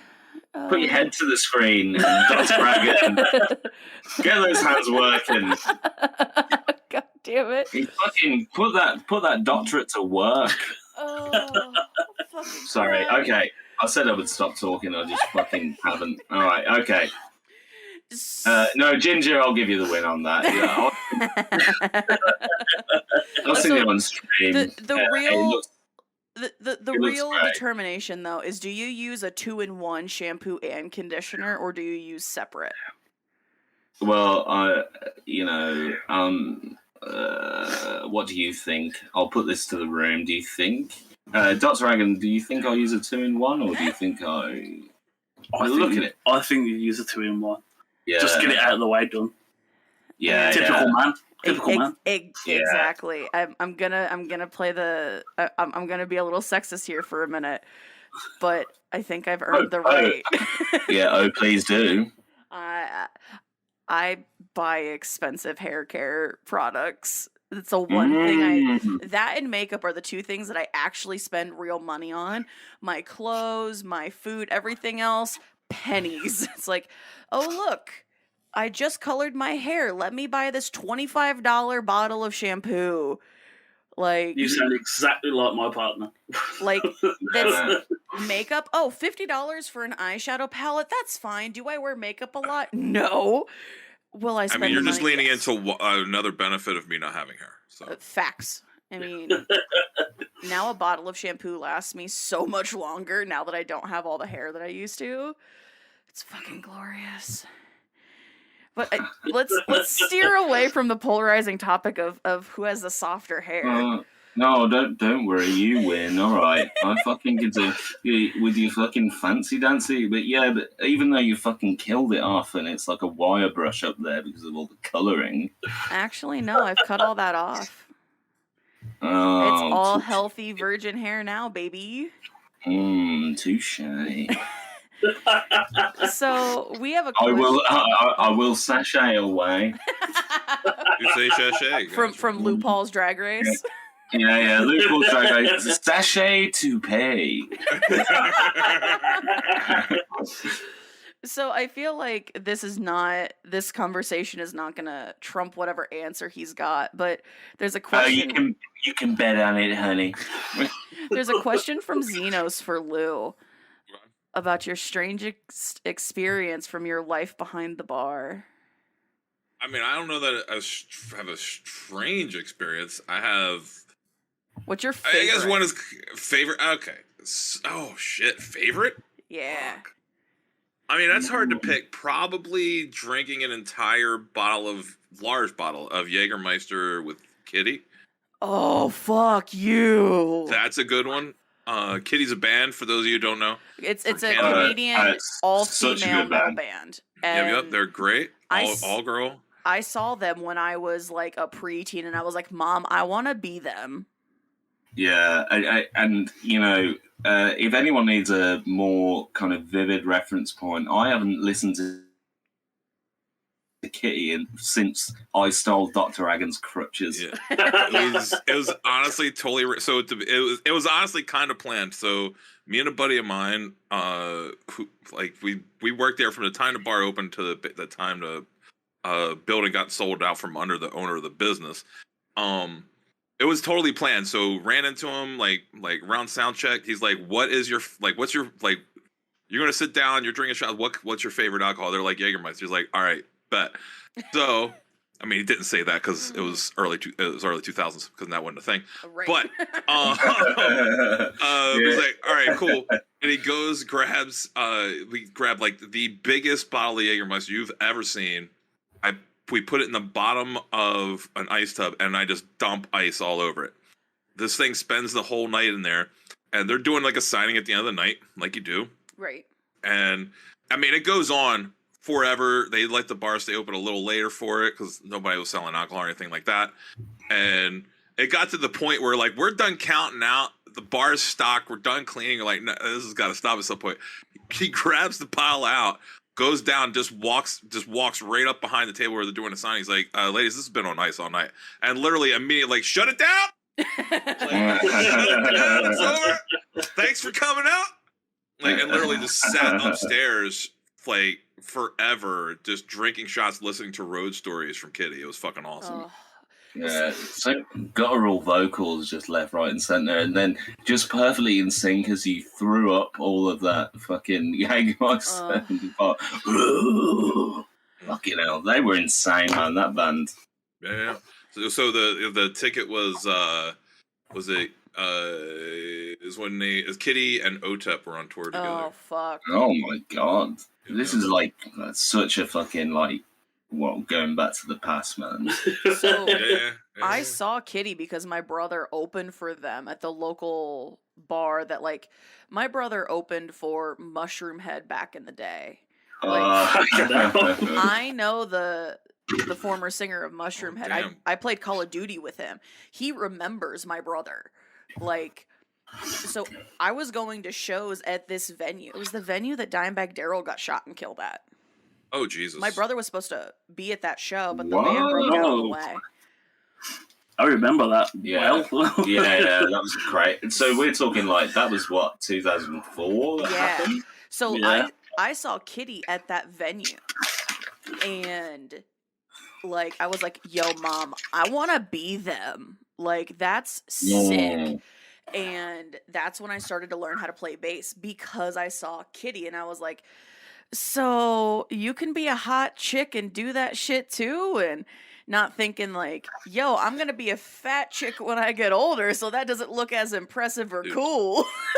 I'll age myself as the first time I saw Kitty was on Farm Club way back in the day when that shit was on the air, when Matt Pinfield was hosting that shit. Oh my God, dude. Hey kids, remember Matt Pinfield? No, that's because I'm old as fuck.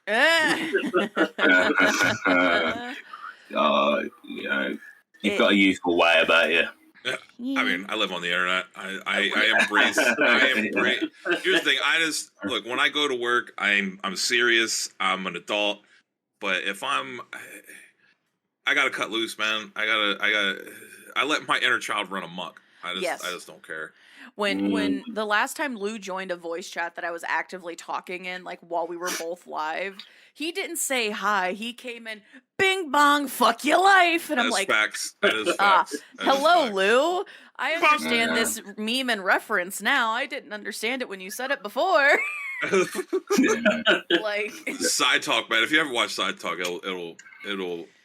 You're having a bad day, go watch some Side Talk on YouTube. So, Lou, I'll have you know, I put a button on my stream deck that plays that audio. I'll have you know it's a channel point redemption on my channel.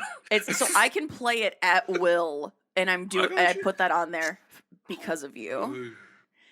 Like, it's fun. That's fun. For me, so Bing Bong, for me when I'm playing games, Bing Bong has become something I use when I want to say fuck your life. Yeah. Like, and it mostly comes up in DBD if some camping, like tunneling, probably screen watching POS hits me with a GG after their bullshit. I just hit them with a Bing Bong and immediately I leave chat. Like, and it just makes me feel better. Right. Without getting toxic or anything, you just say Bing Bong and then you're gone. Bing Bong, I'm out, because I know what it means. Right. And that's funny, because to me, Bing Bong is like when I'm trying to smoke up with the world's second favorite search engine. Okay. All right. And poor Druid, he purchased Dead by Daylight and started playing, and we gave him no tutorial, so he's dying constantly. And we're all over here just memeing, and Druid's just like, what the fuck am I doing? It's like, honestly, the biggest thing about Dead by Daylight is once you get your skill check timings down, is just learning loops. Well, it's 4 to 6 a.m. for him. He's bleary-eyed after, a couple hits on the Bing Bong and maybe some wine. Yeah, I must say, that really tickled Dr. Agon more than anyone. I know the truth. Yeah.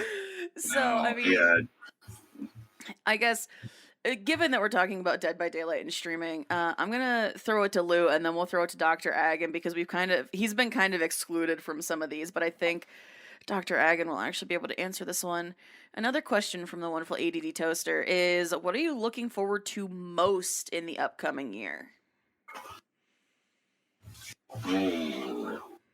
I mean, kind of two things for me. So one is, so starting at the end of the year and kind of carrying into the beginning of the year, I'm changing, not the direction of my channel, but the overall message of my channels. I want mental health to be a big core of the message.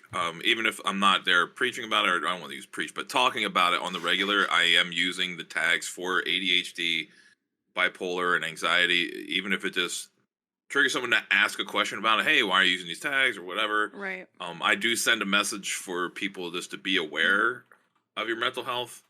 Yeah. You know what I mean? Because if you're ADHD, you're bipolar, like the biggest thing, the misconception has been for years, and it's finally turning around, is that something's wrong with you and you shouldn't talk about it. And Right. which is kind of where I came from in my childhood. You didn't talk about your problems. You didn't talk about your mental health issues. And I'm not better off for having done it that way. Right. You know, so I just want to have a positive message. There's nothing wrong about being mental health positive and talking about, hey, you know, here's where my headspace is, and just telling somebody, because everybody has somebody they can go to. And if my channel is that place, that's why I started a mental health channel. I'm really the only one that's used it so far, because I have bad days, you know. But if you're having a bad day and you need to unload, just go there and unload. Someone's going to be able to relate to it. You know. Yeah, and I look forward to the day where it's, you know, and I think it's coming where, you know, we live in an age of like diagnosis, and you know, I think there's a simple truth to a lot of these things in that, you know, and this is the thing we're becoming enlightened to, is that people just process things differently. We're all 100%. Individuals. We all have different perspectives, and we can't know what it is to exist within like another person's like consciousness. We can't know what it is like to experience life through another person's eyes. And it's really hard to explain that experience to someone else. Right. And, you know, I just hope that, you know, through all this like building of awareness, which like showcases how important what you're doing is that like, you know, we all go through like horrific ordeals with our mental health, and that's just a fact of life. And you know, and this isn't to downplay like the realities of people that have you know, these struggles, but like it's understanding that you know, we can't understand experiences in the same way as the next person on the street, and just understanding that we need to take a little time and care to try and understand that people's experiences of the world aren't black and white, and we need to see the varieties of color and the different shades in that. And I think it's really important that we embrace that and move forward with it. Yeah. Well, absolutely. And Druid, you know, and Lou, you know, Dr. Agon, you know, we've just met, but I hope he knows. Oh, I know. Yeah. You can understand and receive this message loud and clear. Is Lou, even as recently as a week ago, I was reaching out to you, checking on you. Druid, I reach out to you and I check on you guys because I've been in horrible mental health places. I've been in just the worst place you could possibly be, and I know how hard it is when you're doing it by yourself. And that's I think that's one of the unique things about a lot of the communities that I'm involved in my community, is even though we're all a little broken in some way, we all still love and support and care about each other, even if we don't really know each other all that well. Yeah, I mean, especially with like Lou, because you're ADHD as well. Do you find that you look at things a lot differently to other people? Oh, absolutely. That's what I do. Yeah. I also have.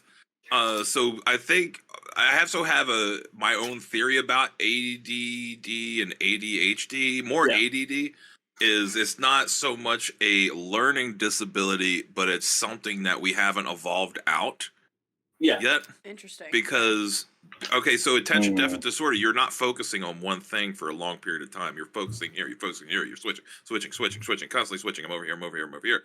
And back in the day, in the hunter-gatherer sense of the word, if you locked in and focused tunnel vision on one thing, a fucking tiger came across and ate you. Right. You know what I mean? Or whatever animal came across and it ate you. So it was a detriment for you to have that kind of focus. You always had to be on a swivel. Yeah. Yeah. And now it's just become something that's become antiquated and it's not gone yet.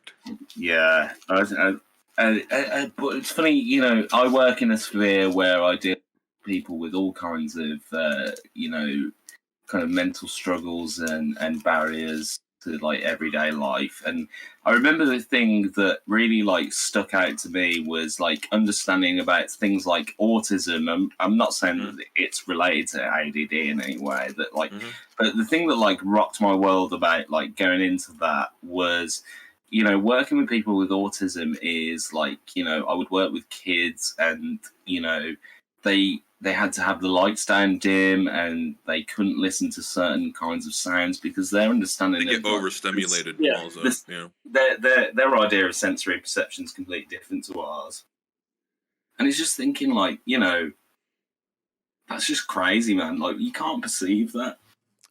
You can't know that. And you know, as you say, with the hunter-gatherer thing, like we've got such like a fast-paced lifestyle now, and like information runs so freely, and entertainment is so fast, and we don't have to have really the same level of patience to acquire knowledge. And it's 24 hours society, isn't it? Yeah. So you know, we kind of have a society that kind of like nurtures these kind of, you know, not being able to, you know, if you're someone that can't focus thing, then you can really fall into the lane right now of being like having this information overload and kind of feeling a little bit intimidated by things. But you know, we're all here saying, and let's be honest, anyone listening to this podcast, and let's be honest, most of the people that go on Twitch, we're all a little weird and we're all a little bit off kilter.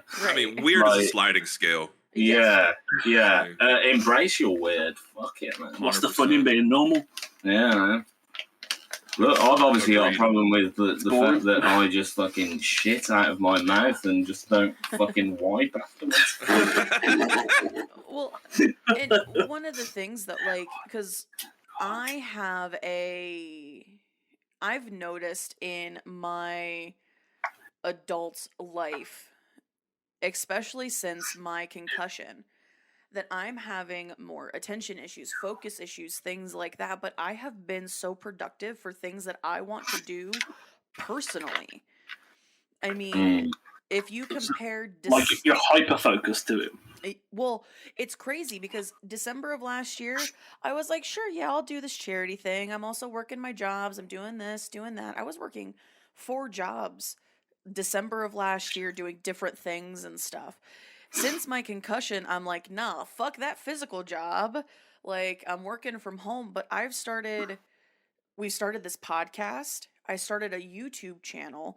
I'm streaming full-time hours, let alone everything else that goes into it, building websites and Patreons, and I'm doing all of my own video editing and my making thumbnails, and I design, you know, logos and all these different things. I'm doing all this stuff now on top of doing basically the same thing for my boss.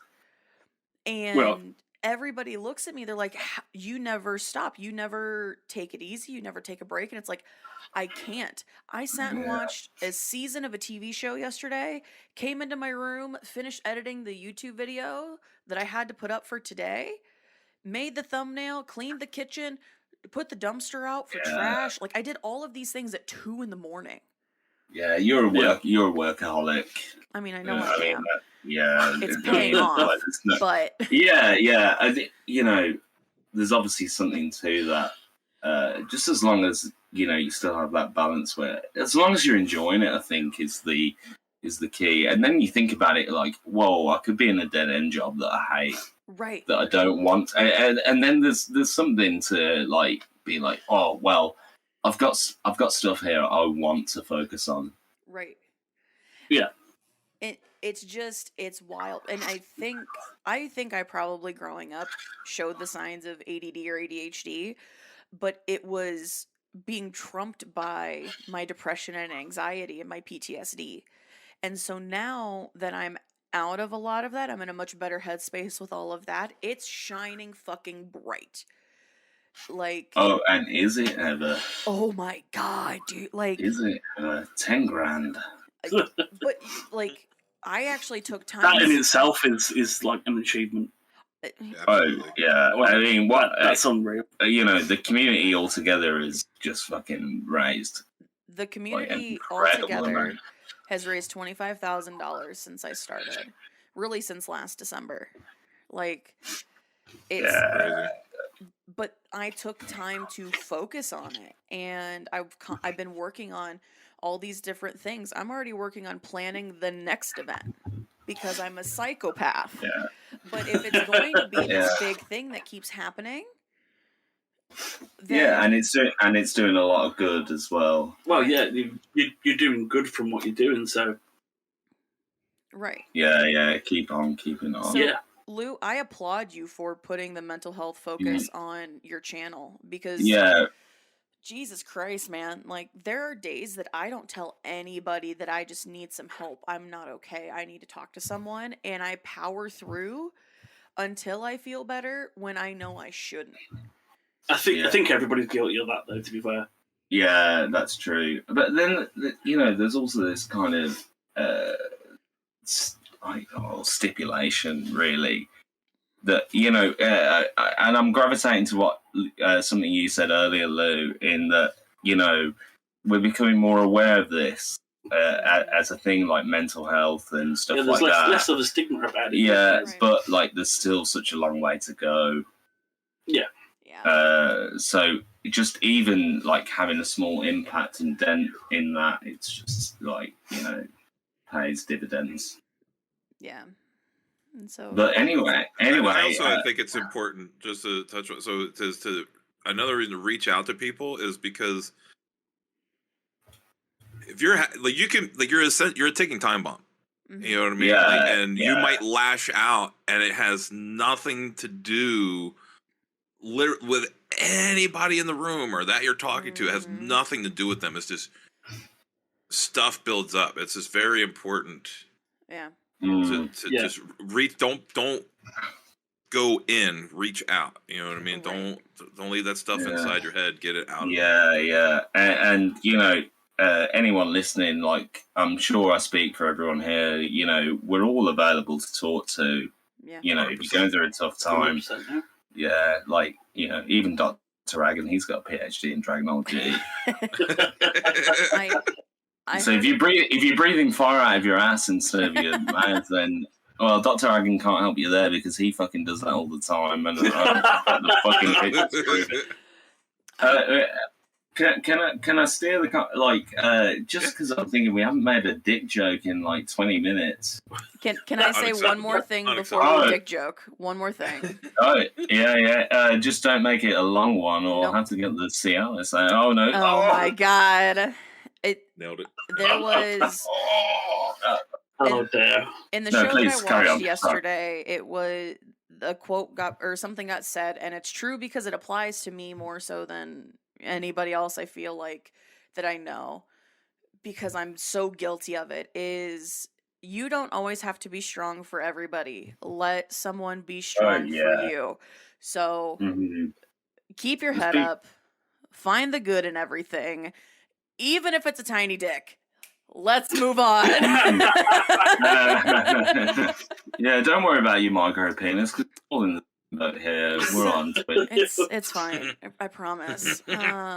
Someone will enjoy it one day. The great cocktail sausage in the sky is listening. Yeah, and just remember your finger food for a wealthy dowager. There it is. God damn it. So yeah, just to steer it, like Dr. Agon, going back to the guest question, who asked this? Was it Xenos? It was Toast who asked, "What are you looking forward to the most?" Dr. Agon, what are you looking forward to most? I would possibly say so. Me and Druid have just started a new band. Fuck yeah. So Very cool. I haven't played live on stage for got to be nearly 7 years now. Since I left my old band, so I'm really looking forward to getting back on stage and blowing some cobwebs off and doing what I love to do. Fuck yeah. That's awesome. Yeah, we're doing a band with my dad. Oh, yes. I've seen those videos. I know. Yeah, so look out, we're going to call ourselves Blue Temple Union. Oh, my God. I'm fucking ready for it. Yeah, blues rock covers at your local bar. And Dr. Agon is looking forward to it immensely. Ginger, Yes. what are you looking forward to most? If it's not meeting me, then I'm going to be really disappointed. I was gonna say it's all the travel that I have planned this year, COVID permitting. It's all of the travel, like, and meeting people that haven't had the chance to meet, but I've gotten so close to and become friends with. Like, going to meet you, and I'm going to California at some point. I'm going home to see my family for the first time in 3 years. Like, Yeah. it's just all the travel and seeing people and meeting people. And Lou, I will eventually make it out towards your neck of the woods, in which case we are so getting smashed together. I mean, it'll happen. Yeah. That's inevitable. Yeah. It's probably going to make the papers, so it'll be fine. It's fine. But Yeah, so Ginger's looking forward to a trip to the Shaven Haven. God. What about you, Druid? And then we'll get towards wrapping this up because I know Lou's got things to do. You Well, still got some time. All right. Well, it's Druid. The answer could take a while. Understood. Go fuck yourself. I love you. You know it. Yeah. We chose each other. We did. Okay. What am I looking for? Well, I'm going to give a garden variety answer here. I'm really sorry. I've started, my career's moving. I'm looking forward to seeing what opportunities arise there. Yeah. Moving out of this fucking shithole and moving in with my girlfriend, the long-suffering Mrs. Knowledge, who, despite the fact that I'm called Druid Knowledge, she insists that I know nothing. Getting on stage with what's your name again, Dr. Agon. Dr. Agon 286. Find him on Twitch, or don't. He doesn't give a fuck. Yeah. So to be honest, this is like, funny enough, I'm turning 30 this year, and this year is shaping up to be definitely the most substantial in my life in terms of I'm making real money, moving forward. I'm getting back into playing music. Aside from Dr. Agon, I'm getting some old projects together, and there is so much going on.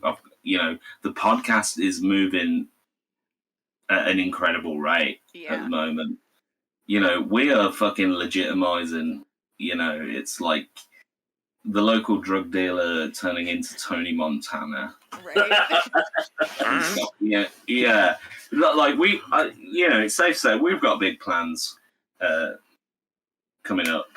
So I'm looking forward to that, actually, because what's been amazing about this whole experience, and we're only on episode 2 of the second fucking season, so we have a good listener base, but not that many, but it's been such a good outlet in terms of just being able to just fucking, it's been so good to just get out there and talk. So I'm looking forward to doing more of that as well, especially with all this stuff going on where I'm legitimizing my own life, just to be able to have a space where I'm able to goof off and fuck around. I'm looking forward to doing more of that as well. Yeah.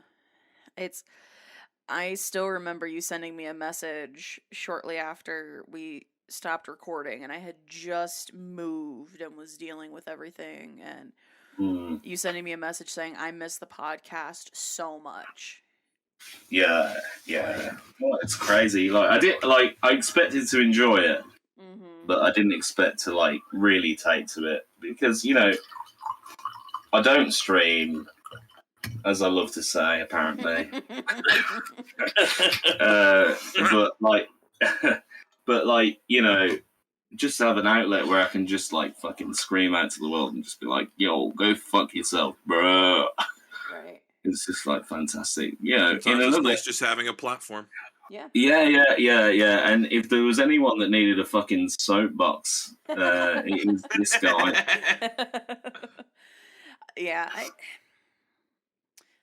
I'm just happy to have you along for the ride. Like, Yeah.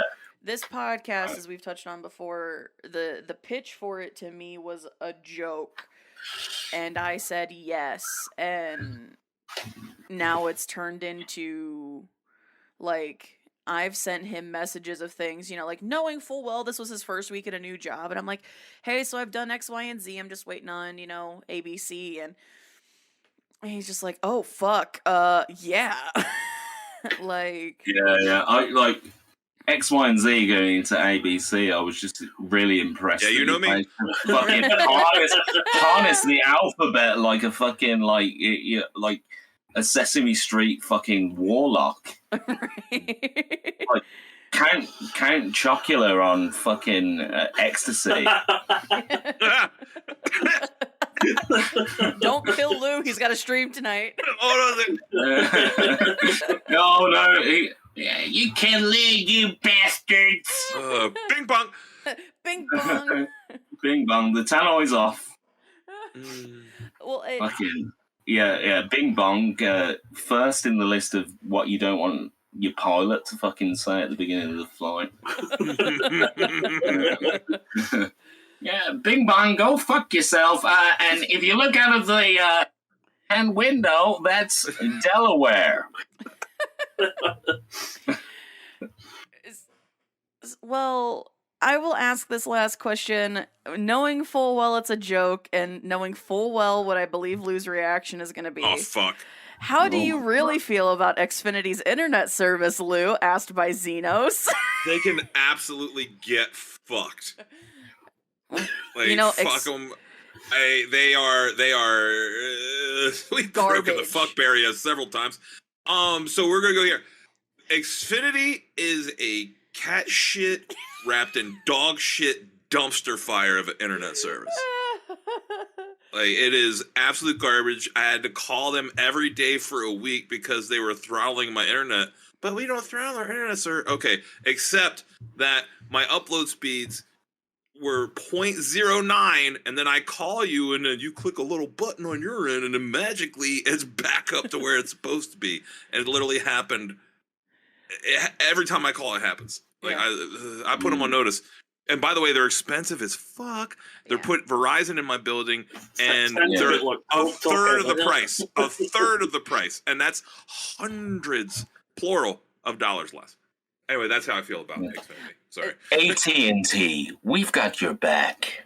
Oh, shit. Like, so well, the best thing about like Xfinity is always going to be worse than current Infinity. Fair enough. Damn it. Fucking.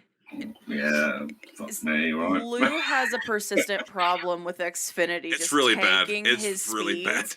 I'll get a ping in his server that's just like, well, fuck stream today. It's fuck you, Xfinity. Yeah, it happens. And that's the one thing that sets me up. Look, here's the thing. It's an essential service. Internet has become an essential service. Yes. So I don't understand why this is allowed to happen. Right. It's like it's like electricity or running water at this point. It's an essential service. Yeah. It's the most significant piss in a stream since the movie The Tuxedo. Nice. Nice. Back one more time. Yeah. Once Thank again, you. the circle of comedy strikes again. Thank you, Cleveland. Rules of 3. Let's go. That's right. Well, now that Lou has had a small chance to rage. Apologies. No. I knew it was coming. That's why I saved Good, it for because the I'm not end. really sorry. Okay. I know. If anyone has a referral code for Lou at home, inbox him and use the promo code GingerTalks10 and get faster download speeds in 5 minutes. $50 for your first referral. God damn it. And your first month's free. Well, Well, I want to thank Lou and Dr. Agon both for being on the podcast. This has been so much fun. Like it's been a long shitty day, and I think I think this is what we've all kind of needed. So thank you guys both for being on, Druid. Thank you for being here, like always. Thanks for having me. Somebody else is saying thank you. So, Lou, where you make the podcast world turn round. Oh my god. Guys, we need guests. So thank you so much. Thank you so much both for being such captivating guests. Today. We'd love having you. Lou, where can the kids find you? What socials would you like to plug? The kids can find me anywhere on the interwebs, under LushIsLou, all one word. Or unless you're on Twitter, because somebody already has it, fuck that guy. Right? You can find me. You can find me at Lou the PC guy. Yes. Somebody else had my screen name, so I had to do the exact same fucking thing, where I had to do something besides my usual. The thing is, that name, when I looked it up, you gotta be fucking by the way, I don't follow her, shame, but he has one follower. Oh, what a bitch, man. And you know, here's the sad thing is, if they're on Xfinity, all they'll see is a 504 error message. 100%. 100%. Once again, faster download speeds if you use the promo code GingerTalks10. God damn it. Thank you, Lou and Dr. Agon. Is there any socials or places if you want the kids to find you, socials you want to share, projects, anything like that you want to promote? Not really, no. I didn't figure. Got a fat load of jack shit going on. Got a fat load of absolutely nothing. If anyone wants to send Dr. Agon $5 so he can get his kid a fucking Happy Meal, I'll give you the details.